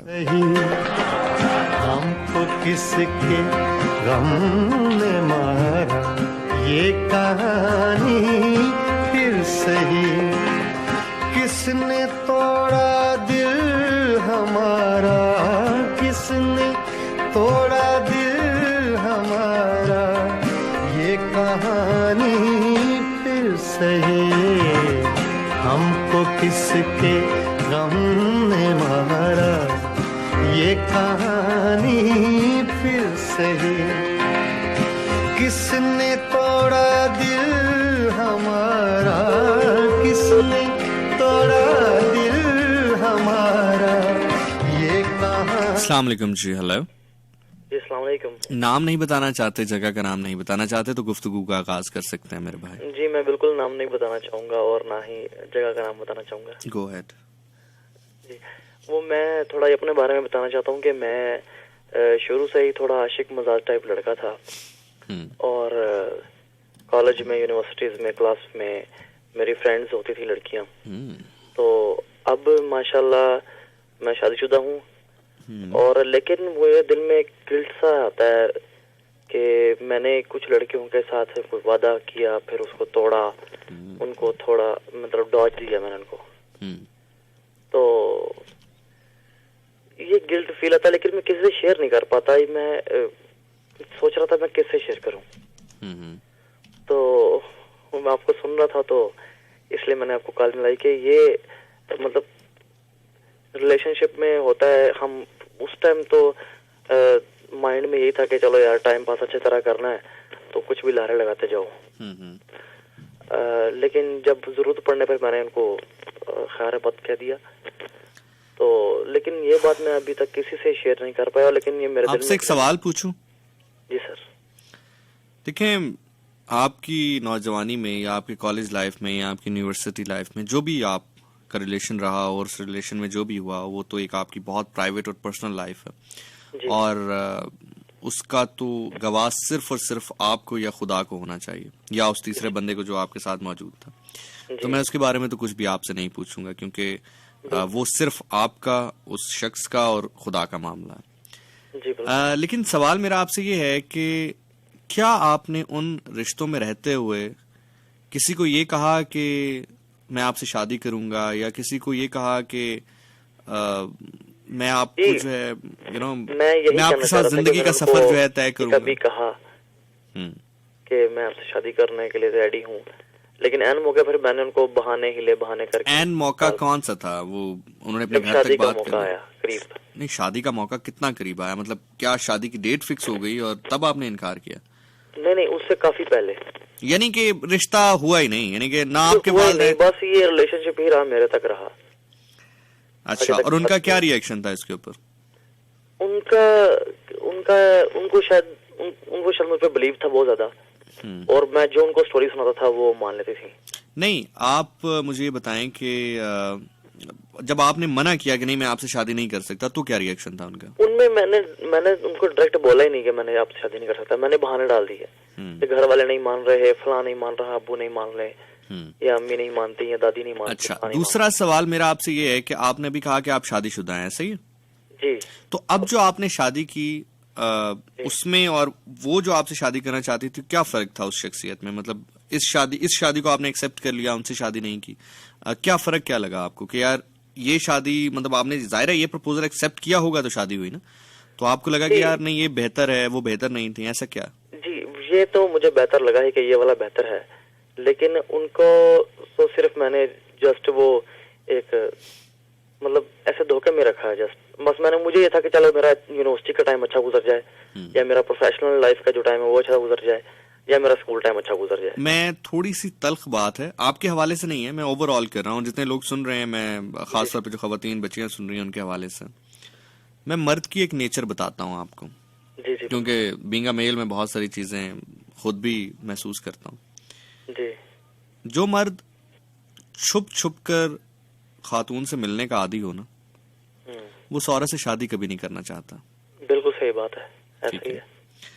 रही बात मेरे भाई के आपको ये गिल्ट है कि आपने इनकार किया शादी से, अगर तो आपका इनकार इस बेस के ऊपर होता कि जैसे फॉर एग्जांपल मेरी जिंदगी में भी बहुत सारे मकाम ऐसे आए जहां पर मैं बहुत सारे लोगों के हवाले से बहुत सीरियस हुआ, लेकिन एक पॉइंट आता है जहां पर आपको लगता है कि यार शायद अपेरेंटली लग ये रहा है कि हमारी बन पड़े लेकिन नहीं बनेगी, तो उस टाइम पर अगर आप कहें कि जी सॉरी मैं नहीं शादी करना चाहता आपसे, तो ये कोई बुरी बात नहीं है, ठीक है। ये बिल्कुल ऐसे ही है कि आप एक सफर पे निकले हैं और आपको पता चल चुका है कि अब अगला सफर जो आगे का रोड है वो बहुत खराब है, तो अगर आप वहां से वापस अपने घर आ जाते हैं तो कोई इसमें बुरी बात नहीं है। हाँ, अगर आपने उनको जाती तौर पर फवायद उनसे हासिल किए, माली तौर पर फवायद हासिल किए, फिर उनकी फैमिली तक बात चली गई और सब कुछ सेट होते हुए बिल्कुल ऐन मौके पर आपने उस वक्त इनकार किया कि जब उनकी इज्जत पे हर्फ आए, तो यकीनी तौर पर ये फेल कोई बहुत अच्छा नहीं है। बिल्कुल सही बात है, तो लेकिन सर मैं बताना चाहूंगा कि मेरा तो सिर्फ उनके साथ ही रहा। जी मैं समझ गया हूँ। तो रही बात गिल्ट की, तो मैं ये तो नहीं कहूंगा कि आप गिल्ट महसूस ना करें, क्योंकि हो सकता है इसी गिल्ट की वजह से आप अल्लाह से बार बार तौबा करते रहें और अल्लाह के करीब होते रहें, तो गिल्ट ठीक है अपने दिल में जरूर रखिए, लेकिन आपके किसी अमल की वजह से अगर बराह रास्त किसी की जिंदगी को बहुत बड़ा नुकसान नहीं हुआ, जी। तो अपने आप को माफ किया जा सकता है। बस ये मैं कहना चाहूंगा। बाकी फॉर एग्जाम्पल आप किसी के साथ रिलेशन में हैं 1 साल 1.5 साल 2 साल और आपको पता चलता है, देखें बहुत सारे लोग कहते हैं जी अगर आपको बाद में पता चला तो पहले क्यों ना पता चला। भाई आप जब वक्त गुजारते हैं किसी शख्स के साथ तो ही आपको पता चलता है ना। जब आप उसके साथ खाते हैं, पीते हैं, बैठते हैं, उठते हैं, लोगों में जाते हैं, तो आपको पता चलता है उस शख्स की नेचर कैसी है, क्या वो आने वाले दिनों में सरवाइव करेगा आपके साथ, उसका रिएक्शन क्या होगा बहुत सारी चीजों के हवाले से। और अगर आपको लगे कि नहीं यार ये एक ऐसा शख्स है जो शायद जिंदगी में आने वाले दिनों में हमारी ना निभ पाए, तो इसमें अगर आप कहें कि नहीं इज्जत से उस चीज को खत्म करना चाहें तो इसमें कोई वो नहीं है। बिल्कुल सही। तो बाकी रही बात जो आपने कहा कि हाँ अगेन अगर आपने किसी की इज्जत पर हमला किया है, हमला इन सेंस के, बात करना चाहूंगा प्लीज। जी जी। वो मैं आगे एक मैसेज देना चाहूंगा कि मेरा ख्याल है जैसे ये मैंने जो ये किया, मुझे लगता है बहुत से लड़के ऐसे करते होंगे। तो मैंने कहा स्कूल लाइफ में, यूनिवर्सिटी लाइफ में, कॉलेज लाइफ में ऐसा होता है, फ्रेंडशिप हो जाती है, फिर उसके बाद आगे तक बातें जाती हैं, तो डेट्स वगैरह सब कुछ होता है। तो मैं कहता हूँ कि फिर इसमें लड़कियों को भी थोड़ा होना चाहिए कि वो अंधाधुंध यकीन ना करें। देखो भाई बात ये है कि जो एज ग्रुप का आप जिक्र कर रहे हो ना, कॉलेज और यूनिवर्सिटी भी चलो थोड़ा इंसान मैच्योर हो जाता है, स्कूल लाइफ या कॉलेज लाइफ, इसमें शादी एक बच्ची के लिए या बच्चे के लिए सिर्फ नए कपड़े जी, बहुत सारा पैसा, गिफ्ट्स, अच्छा सा कमरा, एक घूमना फिरना, ये शादी उनके लिए, जो शादी का एक कॉन्सेप्ट है वो ये है उनके लिए। अब उसको नहीं पता कि शादी एक रिस्पॉन्सिबिलिटी है, एक जिम्मेदारी है। अब जब उसको इस चीज का पता चलता है तो फिर वो बहुत सारी चीजों को क्लासिफाई करना शुरू करता है। तो अब अगर मैं यहां पर बैठ कर ये कहूं कि काम ना करें तो मेरी आवाज में, मेरे अल्फाज में इतनी तासीर नहीं कि लोग मना कर देंगे या नहीं करेंगे। ये काम होता आया है, ये काम होता रहेगा। हाँ मैं ये जरूर कह सकता हूं कि ये याद रखें कि किसी की इज्जत पर हर्फ ना आए। जिस दिन किसी की इज्जत पे हर्फ आ जाएगा तो उस दिन आप अपने आप को फिर माफ नहीं कर पाएंगे। बस ये चीज रखें। और खुदा ना खास्ता रिलेशन टूट भी जाता है, फॉर एग्जाम्पल जैसे आपका रिलेशन था, अब रिलेशन टूट जाए खुदा ना खास्ता, और टूटने के बाद आप जो है वो पिक्चर्स या वीडियोस वायरल करते रहें, ये काम ना करें जिंदगी में। वो गलत है। ठीक है। तो बाकी जाहिर है, देखें आपने अगर फॉर एग्जाम्पल आप ये भी कहें कि आपको ख्वाहिश है किसी से शादी करने की, तो उसके लिए भी आपको उससे मिलना, बात करना जरूरी है ना। जी जी बिल्कुल ऐसा ही। तो ये चीज है। बाकी यार मुझे अच्छा लगा कि एटलीस्ट चले आपके अंदर इतनी इखलाकी जुर्रत मौजूद है कि आप एक चीज को एक्सेप्ट कर रहे हैं। बाकी खुदा से जो आप तौबा करते हैं वो तौबा करते रहें। इसकी होती है कि मैंने लारे लगाए हैं। हाँ मेरी जान, अगर आप कभी गौर करेंगे तो शायद बहुत सारी जगहों से आपको भी लारे लगे होंगे। ठीक है। तो बस वो कंपल्सेशन हो जाती है कहीं ना कहीं से। अब आप जो कर सकते हैं, जो इम्पोर्टेंट बात जो मुझे याद आई, जी जी, जो औरत इस वक्त, अब जाहिर है मुझे नहीं पता आप कहाँ से बात करें, अपने घर से बात करें या नहीं कर रहे, भाभी जाहिर है आपके आसपास ही होंगी, आप उनके चेहरे की तरफ देखें, वो जो मासूम सा चेहरा आपको नजर आ रहा है ना जी, जो औरत आपके निकाह में है, अब वही आपके लिए सब कुछ है।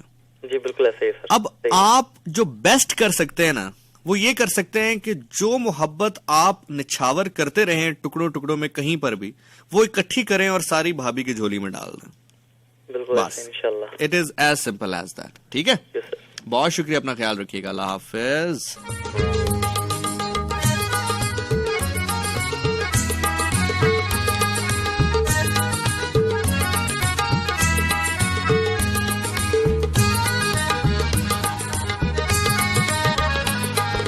मेरी रात का चरा, मेरी रात का चरा, मेरी नींद भी है तू,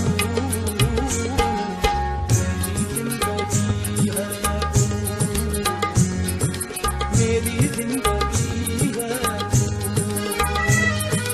गम है या खुशी है तू, मेरी जिंदगी है तू, मेरी जिंदगी है तू।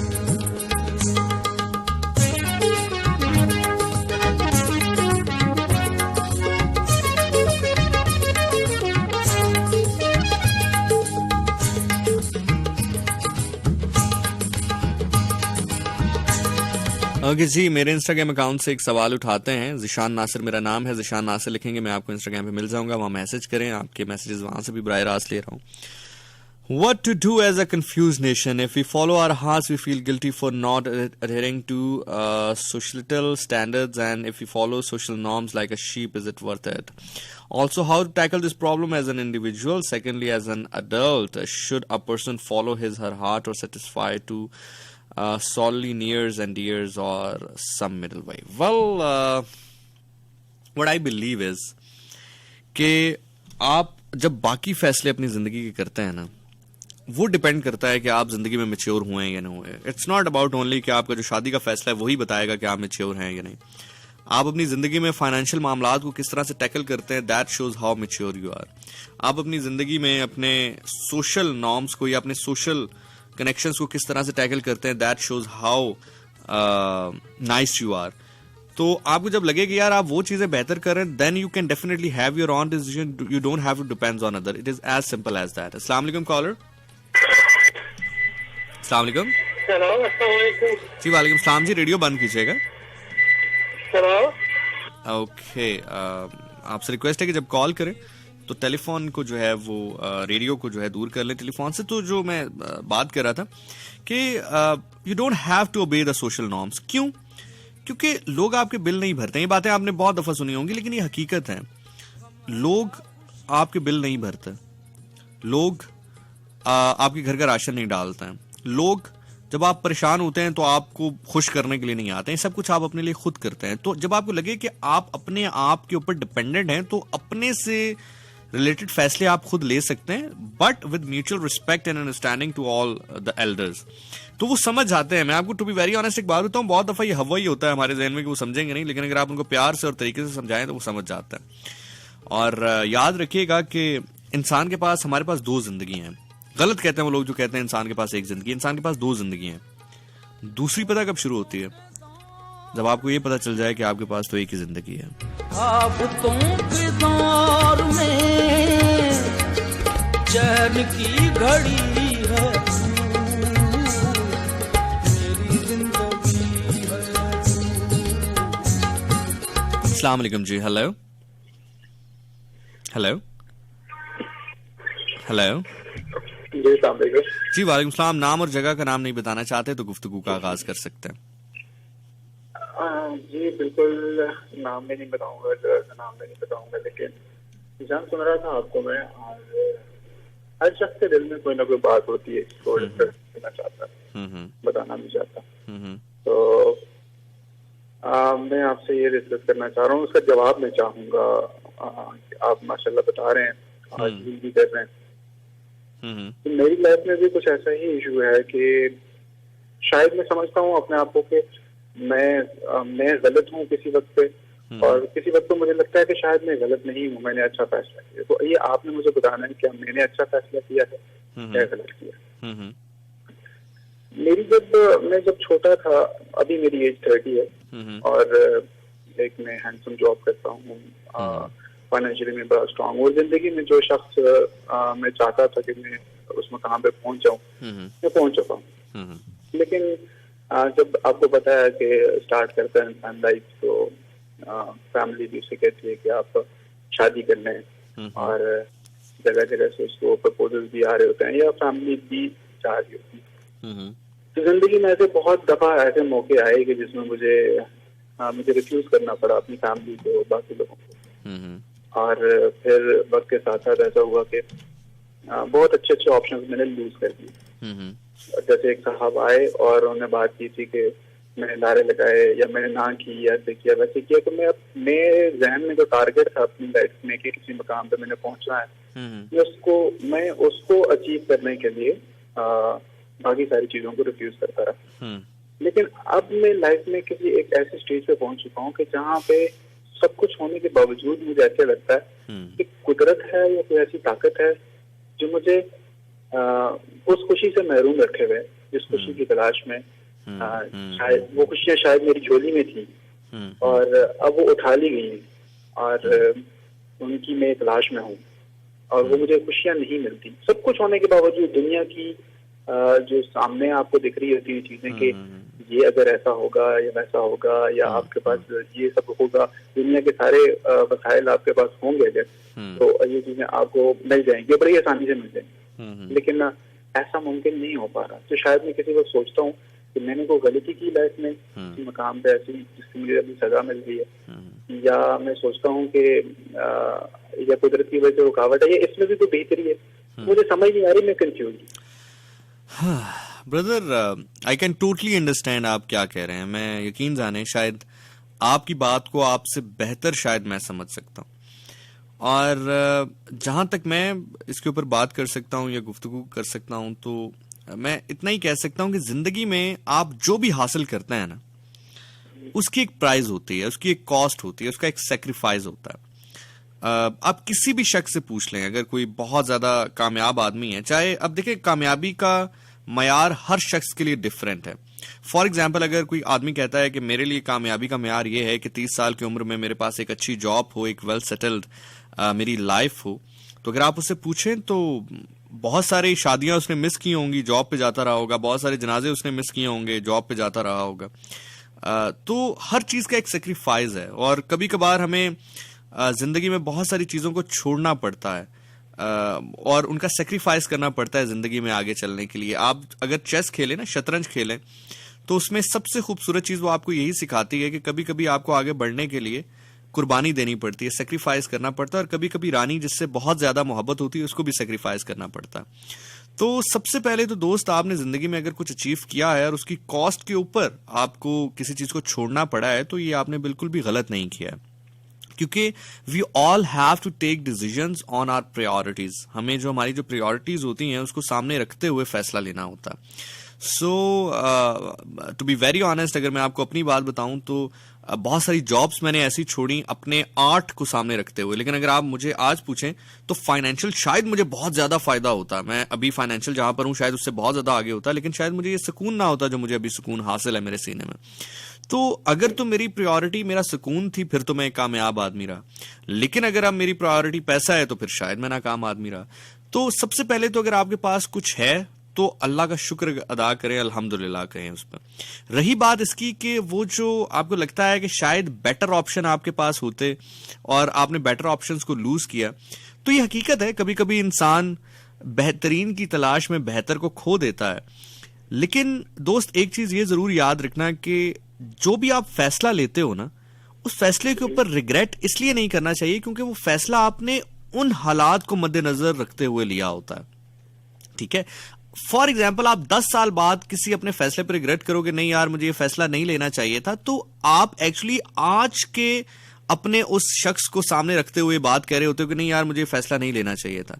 लेकिन 10 साल पहले जो आप शख्स थे, या जो आपका एक क्राइटेरिया था, या जो आपका एक माहौल था, या जो आपकी सिचुएशन थी, उसके हिसाब से वो फैसला आपने लिया होता है।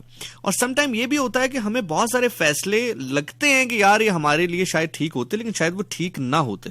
हो सकता है वो है ना कि ना खुदा मिला ना विसाले सनम, ना यहाँ के रहे ना वहां के रहे, तो हो सकता है कि आप वो बेहतर जो आपको लग रहा है आज, या जो बेहतरीन लग रहा है उसको पिक भी कर लेते, तो ना आपके पास जो आज है वो आपके पास होता, ना वो आपके पास होता। रही बात ये कि अब आपको जो खला नजर आती है वो इसलिए नजर आती है कि खुदा का एक तरीका है, निजाम का, ये निजाम चलने का एक तरीका है। आप जब भी उसके निजाम से दूसरी तरफ लाइक ऑपोजिट जाने की कोशिश करेंगे, आपके दिल के अंदर एक अलार्म है वो बजना शुरू हो जाएगा। समटाइम जायज तरीके से भी आप ऑपोजिट जाते हैं। फॉर एग्जाम्पल, अगर कोई शख्स है जो कि शादी नहीं करता, ऑल दो के इसके ऊपर बहुत सारी हदीस मौजूद हैं जिन पे बहुत ज्यादा इंकरेज किया गया है कि निकाह करो, अल्लाह का भी यह काम है कि जी निकाह जो है मेरी पसंदीदा चीज है दो लोगों के दरमियान, इट्स ऑल देयर।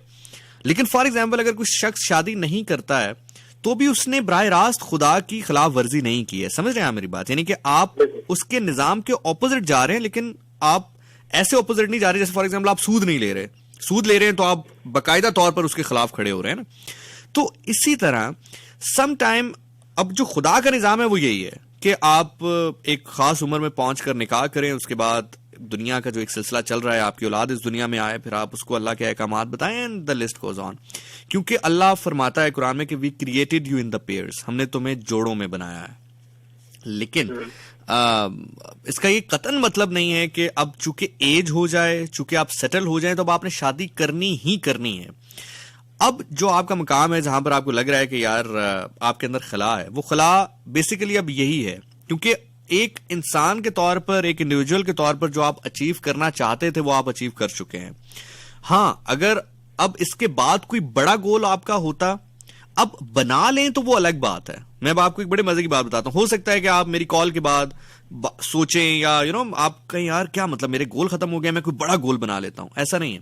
जो आपका नेचुरल गोल था ना अचीव करने का जिंदगी में, जो आपने अपने दिमाग को और अपने दिल को एक पैगाम दिया था कि यार मैंने ये अचीव करना है, वो आप तकरीबन अचीव कर चुके हैं। अब वो अचीव करने के बाद आपका दिल और दिमाग आपको कह रहा है कि चलो जो तुम अचीव करना चाहते थे, जो तुम्हारी प्रायोरिटीज थी वो तो तुमने कर ली, अब जो सेकंड प्रायोरिटी होनी चाहिए उसकी जानिब जाओ। Getting my point? अगर आपका जो गोल है वो लार्जर देन लाइफ होता है या अभी तक पूरा ना हुआ होता, तो वो अभी तक आपको ये कह रहा होता नहीं ये काम पहले करो फिर बाकी मामलात करेंगे। लेकिन चूंकि आपका जो एक गोल था आप उसको माशाल्लाह अल्हम्दुलिल्लाह सुमा अल्हम्दुलिल्लाह किसी हद तक अचीव कर चुके हो, तो अब मेरा आपके बारे में जो मेरा मशवरा जो है वो यही है कि, और रही बात उसकी कि आपने बहुत सारे लोगों को छोड़ा या वो किया, तो वो उस पॉइंट के ऊपर यार फैसले जो हैं वो उस सूरत हाल को देख के लिए जाते हैं। वो कहते हैं ना कभी कभार आपको सही आदमी गलत टाइम पे मिल जाता है, ठीक है। तो और एक इसके ऊपर बल्कि वो शायराना भी अगर हम इसको मिजाज पे थोड़ा सा ढालने की कोशिश करें तो वो कहता है कि जब तक मैं कांच की चूड़ियां लेकर पहुंचा वो सोने के कंगन पहन चुकी थी। तो द पॉइंट इज कि आपने बिल्कुल गलत नहीं किया, आपका गोल था, आपने उस गोल के लिए सेक्रीफाइस किया, अल्लाह ने आपको रहम भी डाला। देखें समटाइम ऐसा होता है कि आप अपने गोल के लिए सेक्रीफाइस भी करते हैं और आप अपना गोल अचीव नहीं कर पाते, तो अल्लाह ने कम से कम आपको पॉजिटिव एस्पेक्ट अगर इसका ये देखें तो अल्लाह ने आपके ऊपर अपनी इतनी रहमत बरकरार रखी है कि आप जो चाहते थे, जो आपने जिस चीज के लिए सेक्रीफाइस किया वो चीज आपको मिल गई। अब चूंकि आप अपनी लाइफ को एक सेटल्ड पैटर्न ट्रैक पर ला चुके हैं, तो नाउ गो फॉर समवन जिसके साथ आपकी मेंटालिटी मैच होती हो। अब एक मसला जो यहां पर आपको दरपेश आ रहा होगा वो एक और है, क्योंकि मैंने आपसे कहा कि मैं आपकी बात को आपसे ज्यादा रिलेट कर सकता हूं। जब आप अपनी जिंदगी में बहुत कुछ अचीव कर चुके होते हैं ना, तो अब आपको शख्स ढूंढने में भी मुश्किल होती है। अब आपको ये लग रहा होता है कि यार चूंकि मेरी जिंदगी एक बड़ी वेल सेटल्ड है, ये ना हो कि मैंने ये जो सारी जिंदगी मेहनत करके अपनी चीजों को, अपनी लाइफ को एक पैटर्न में लाया हूं, एक शख्स आए और उसके साथ एक ऐसा क्लैश हो जाए कि सब दरम बरम हो जाए। तो उसमें आपने क्या करना है? ऐसा ही है ना? उसमें अब आपने क्या करना है? उसमें आपने ये करना है, go with the flow, don't force your self on it. हम क्या करते हैं, हम कहते हैं नहीं यार अब करनी ही करनी है। नो, शादी आप मेरी तरफ से 45 साल की उम्र में कर लीजिएगा, लेकिन तब कीजिएगा जब आपको पता चल जाए कि हाँ यार शी इज द वन, ये रिलेट करिए। अब वो रिलेट कैसे कर रही है, ये एक नेचुरल प्रोसेस है। वो गुफ्तगू करेगी, आपको पता चल जाएगा yes she is the one. वो आपकी बात से डिसएग्री करेगी, आपको पता चल जाएगा yes she is the one. वो आपकी बात से अग्री करेगी, आपको पता चल जाएगा yes she is the one. जब आप फोर्स करते हैं ना बहुत सारी चीजों को, फॉर एग्जांपल अगर मैं किसी से कहूं यार मुझे इस तरह की, और एक और चीज याद रखिएगा, कभी किसी खातून को बताइएगा नहीं कि आपको ये चीज चाहिए एक औरत के अंदर, वो फैब्रिकेट कर लेगी आपके लिए। Getting my point? For example अगर मैं किसी खातून को बताऊं कि यार मुझे किसी खातून के साथ अगर मुझे निकाह करना है तो मुझे उसके लिए ये क्वालिटी चाहिए, तो वो उसको फैब्रिकेट भी कर लेगी। लेकिन वो फैब्रिकेशन महीना, 2 महीने, 6 महीने, साल, मैक्सिमम 2 साल उसके बाद खत्म हो जाएगी। जब आप किसी को बताएंगे नहीं और नेचुरली जब वो आपके सामने आएगी तो इट मींस वो उसकी नेचर, उसको तो पता ही नहीं था आपको क्या पसंद है क्या पसंद नहीं है, ठीक है। तो वो नेचुरली जो चीज उसके अंदर आएगी वो देर पा होगी।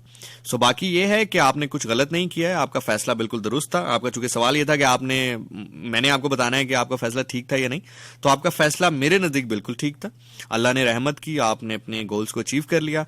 अब सेकंड इनिंग आपकी जिंदगी की शुरू होती है, तो यहां पर मैं आपको यह रेकमेंड करूंगा कि जो मेहनत आप अभी तक करके आए हैं उस मेहनत का समर लें, उसको एंजॉय करें, ट्रैवल करें, उसके जो मरात हैं वो एंजॉय करें। मीनवाइल अगर कोई ऐसा सांचा जो आपने जहन में ढूंढा है उस सांचे में ढलता हुआ कोई शख्स आपके सामने आए तो गो फॉर इट, ठीक है। थैंक यू जिशान, बहुत शुक्रिया ब्रदर, अपना बहुत ख्याल रखिए, दुआ में याद रखिएगा। मैं दीवानी कुछ ना जाना, मस्त होके गावा, दुनिया राजी करके कमले फिर भी चैन नहीं होना।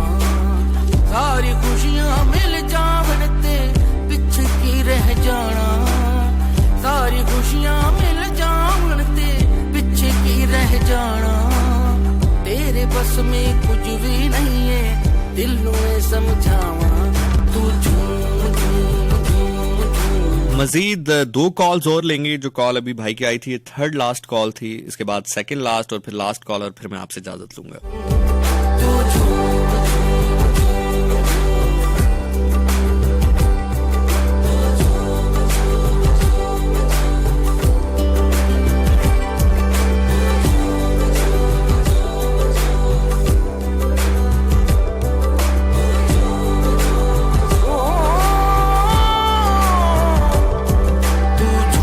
अस्सलाम वालेकुम जी। अगर नाम और जगह का नाम नहीं बताना चाहते हैं तो अपनी गुफ्तगू का आगाज कर सकते हैं। हाँ जी, अस्सलाम वालेकुम। वालेकुम सलाम जी। मैं एक माँ बाप का जी, जैसे ये अभी बेटे ने बात की है ना, तो मैं सब कुछ अचीव कर चुका हूँ, ये वो मैं परेशान हूँ। सब जो लड़के होते हैं ना, तो मैं जोर होके इंडिपेंडेंट होके फिर उनको उनकी शादी की जाती है, ताकि वो अपना बोझ, अपना भाई, अपने बच्चे सब कुछ अपना संभाल सके। ठीक है ना। सारी उम्र माँ बाप तो नहीं कर सकते ना। माँ बाप तो वही जो थोड़ा जो उनको पढ़ाया लिखाया करते। मेरे बेटे का भी यही हाल था। ठीक है। और इसमें हमने कॉम किया। ठीक है, हम कॉम करके उसको जॉब की 2-3 जॉब की, फिर हमने बात की जॉब हो गया, हम आपकी शादी करते हैं। उसका भी यही था, नहीं मैं कुछ बना ये सब बहाने, फिर उसको फिर वो दुबई चले। ठीक है।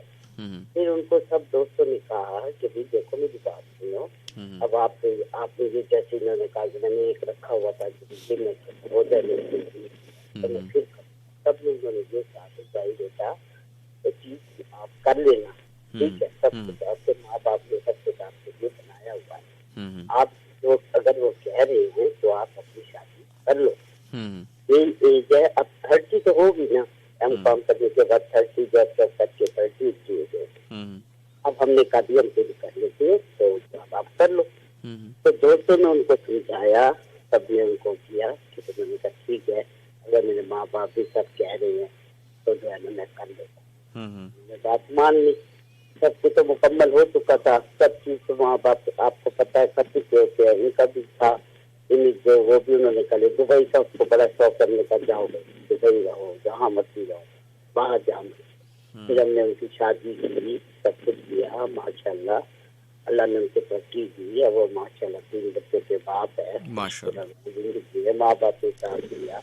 तो बच्चों को ये सोच के ना, ये अगर आगे की सोचते रहे ना, ये करेंगे वो करेंगे ये करेंगे वो करेंगे, ऐसे करते करते जिंदगी बहुत लंबी चली जाती है। सही कह रहे हैं। वो चाहे करना भी चाहे ना, तो वो इंसान से नहीं हो सकता। तो माँ बाप कर चुके होते हैं ना। अब जैसे मैं उनको बच्चों को कहती हूँ कि जो अब आपके वालिद ने किया है, आपके फादर ने जो कर चुके हैं, कर रहे हैं या हो चुका है, अब तो रिटायर हो गए, तो वो अब आप इतनी एज तक पहुँचोगे तो फिर आप इतना कुछ सही अब आप लगे रहो। अब आप सही कह रहे हैं, सबको करना चाहिए।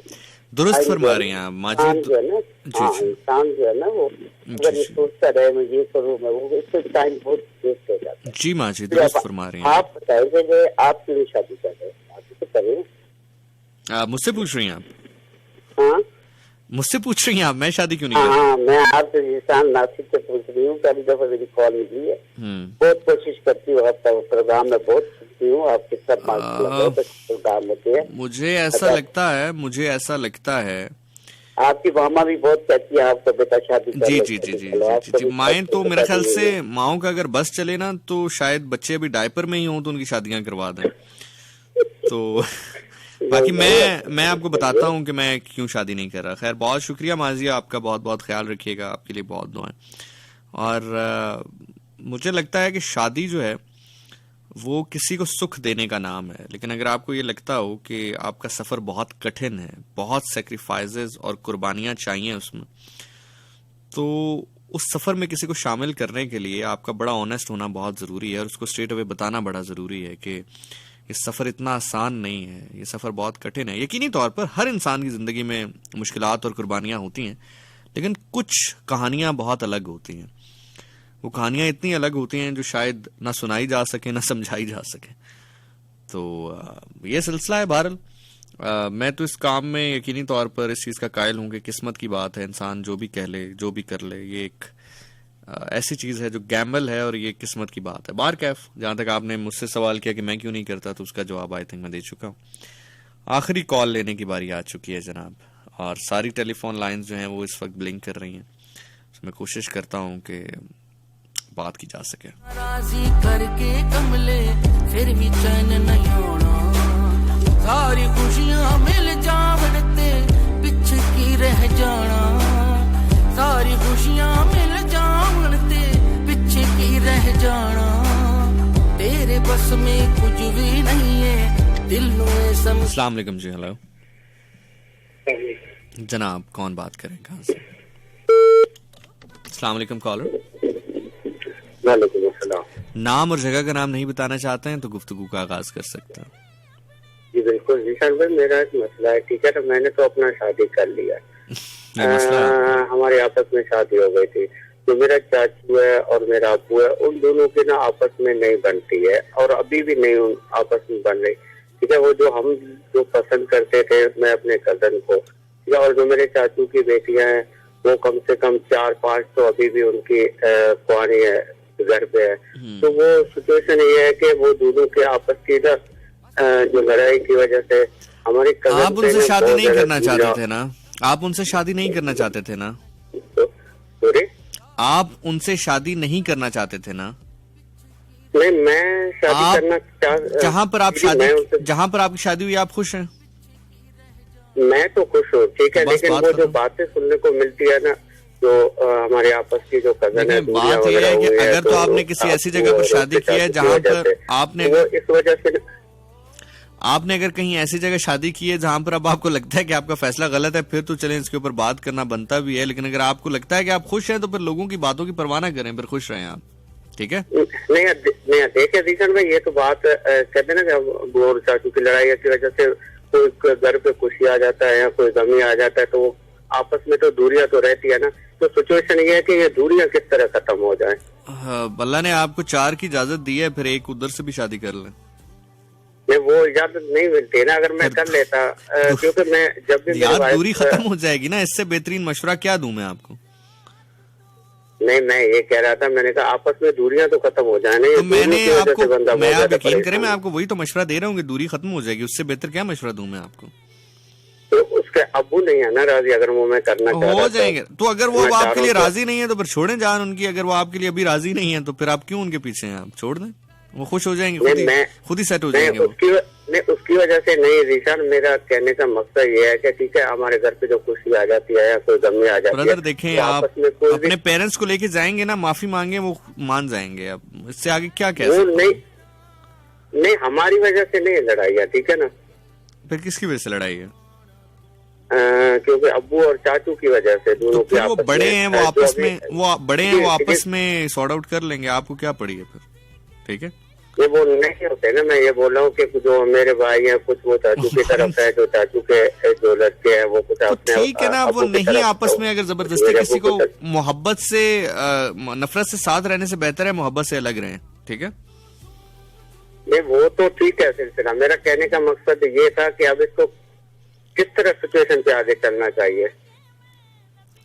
दुआ करें, अल्लाह ताला रहम फरमाएगा, ठीक है। चलो ठीक है, ओके जी, अल्लाह हाफिज।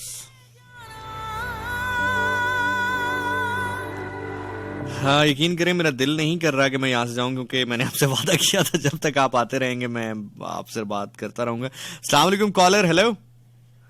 वालेकुम अस्सलाम वरहमतुल्लाहि वबरकातुहू। जनाब कुछ है कहने के लिए तो प्लीज गो अहेड।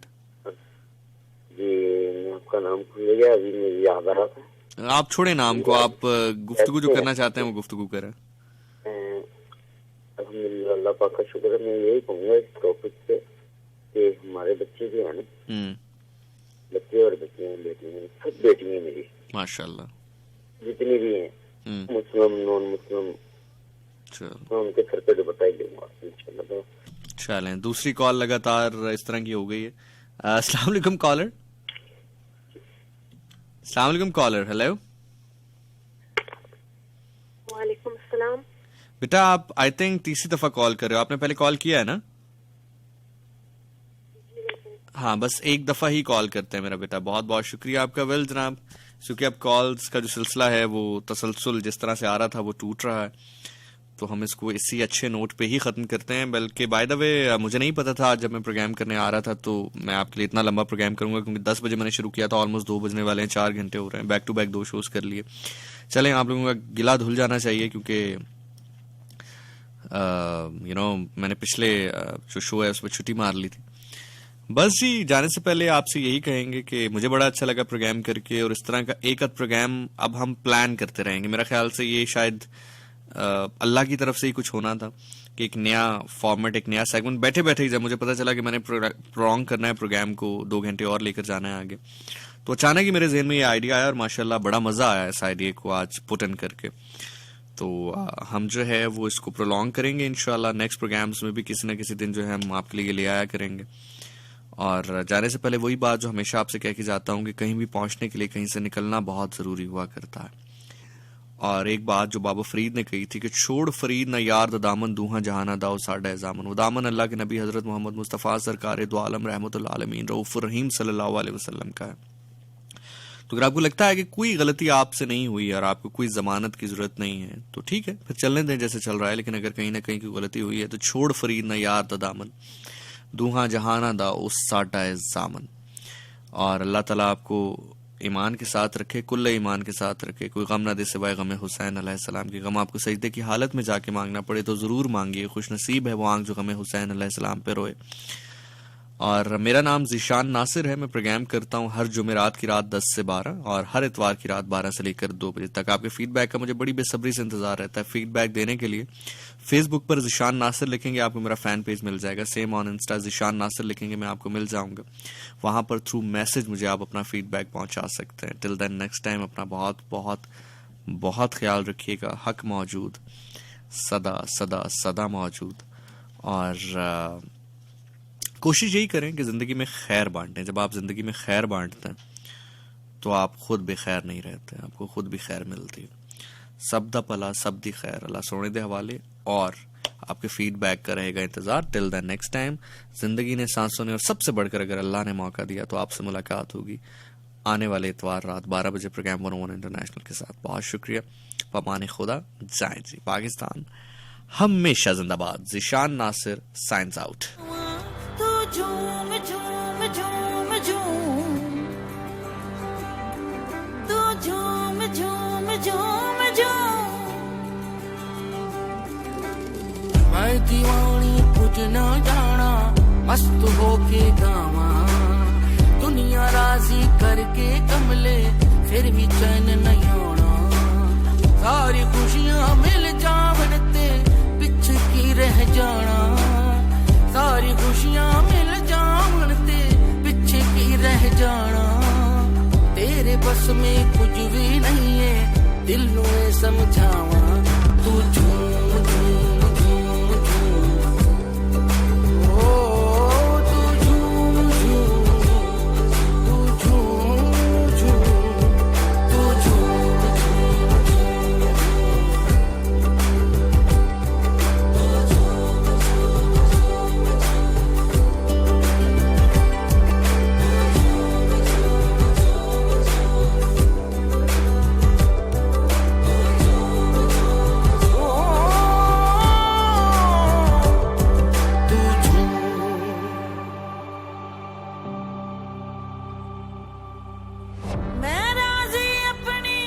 मैंने कहनी थी कि मेरी एक फ्रेंड थी, तो वो ना हमारे फिर मैं इनके जान पे जाती थी तो वहाँ पे कोई काम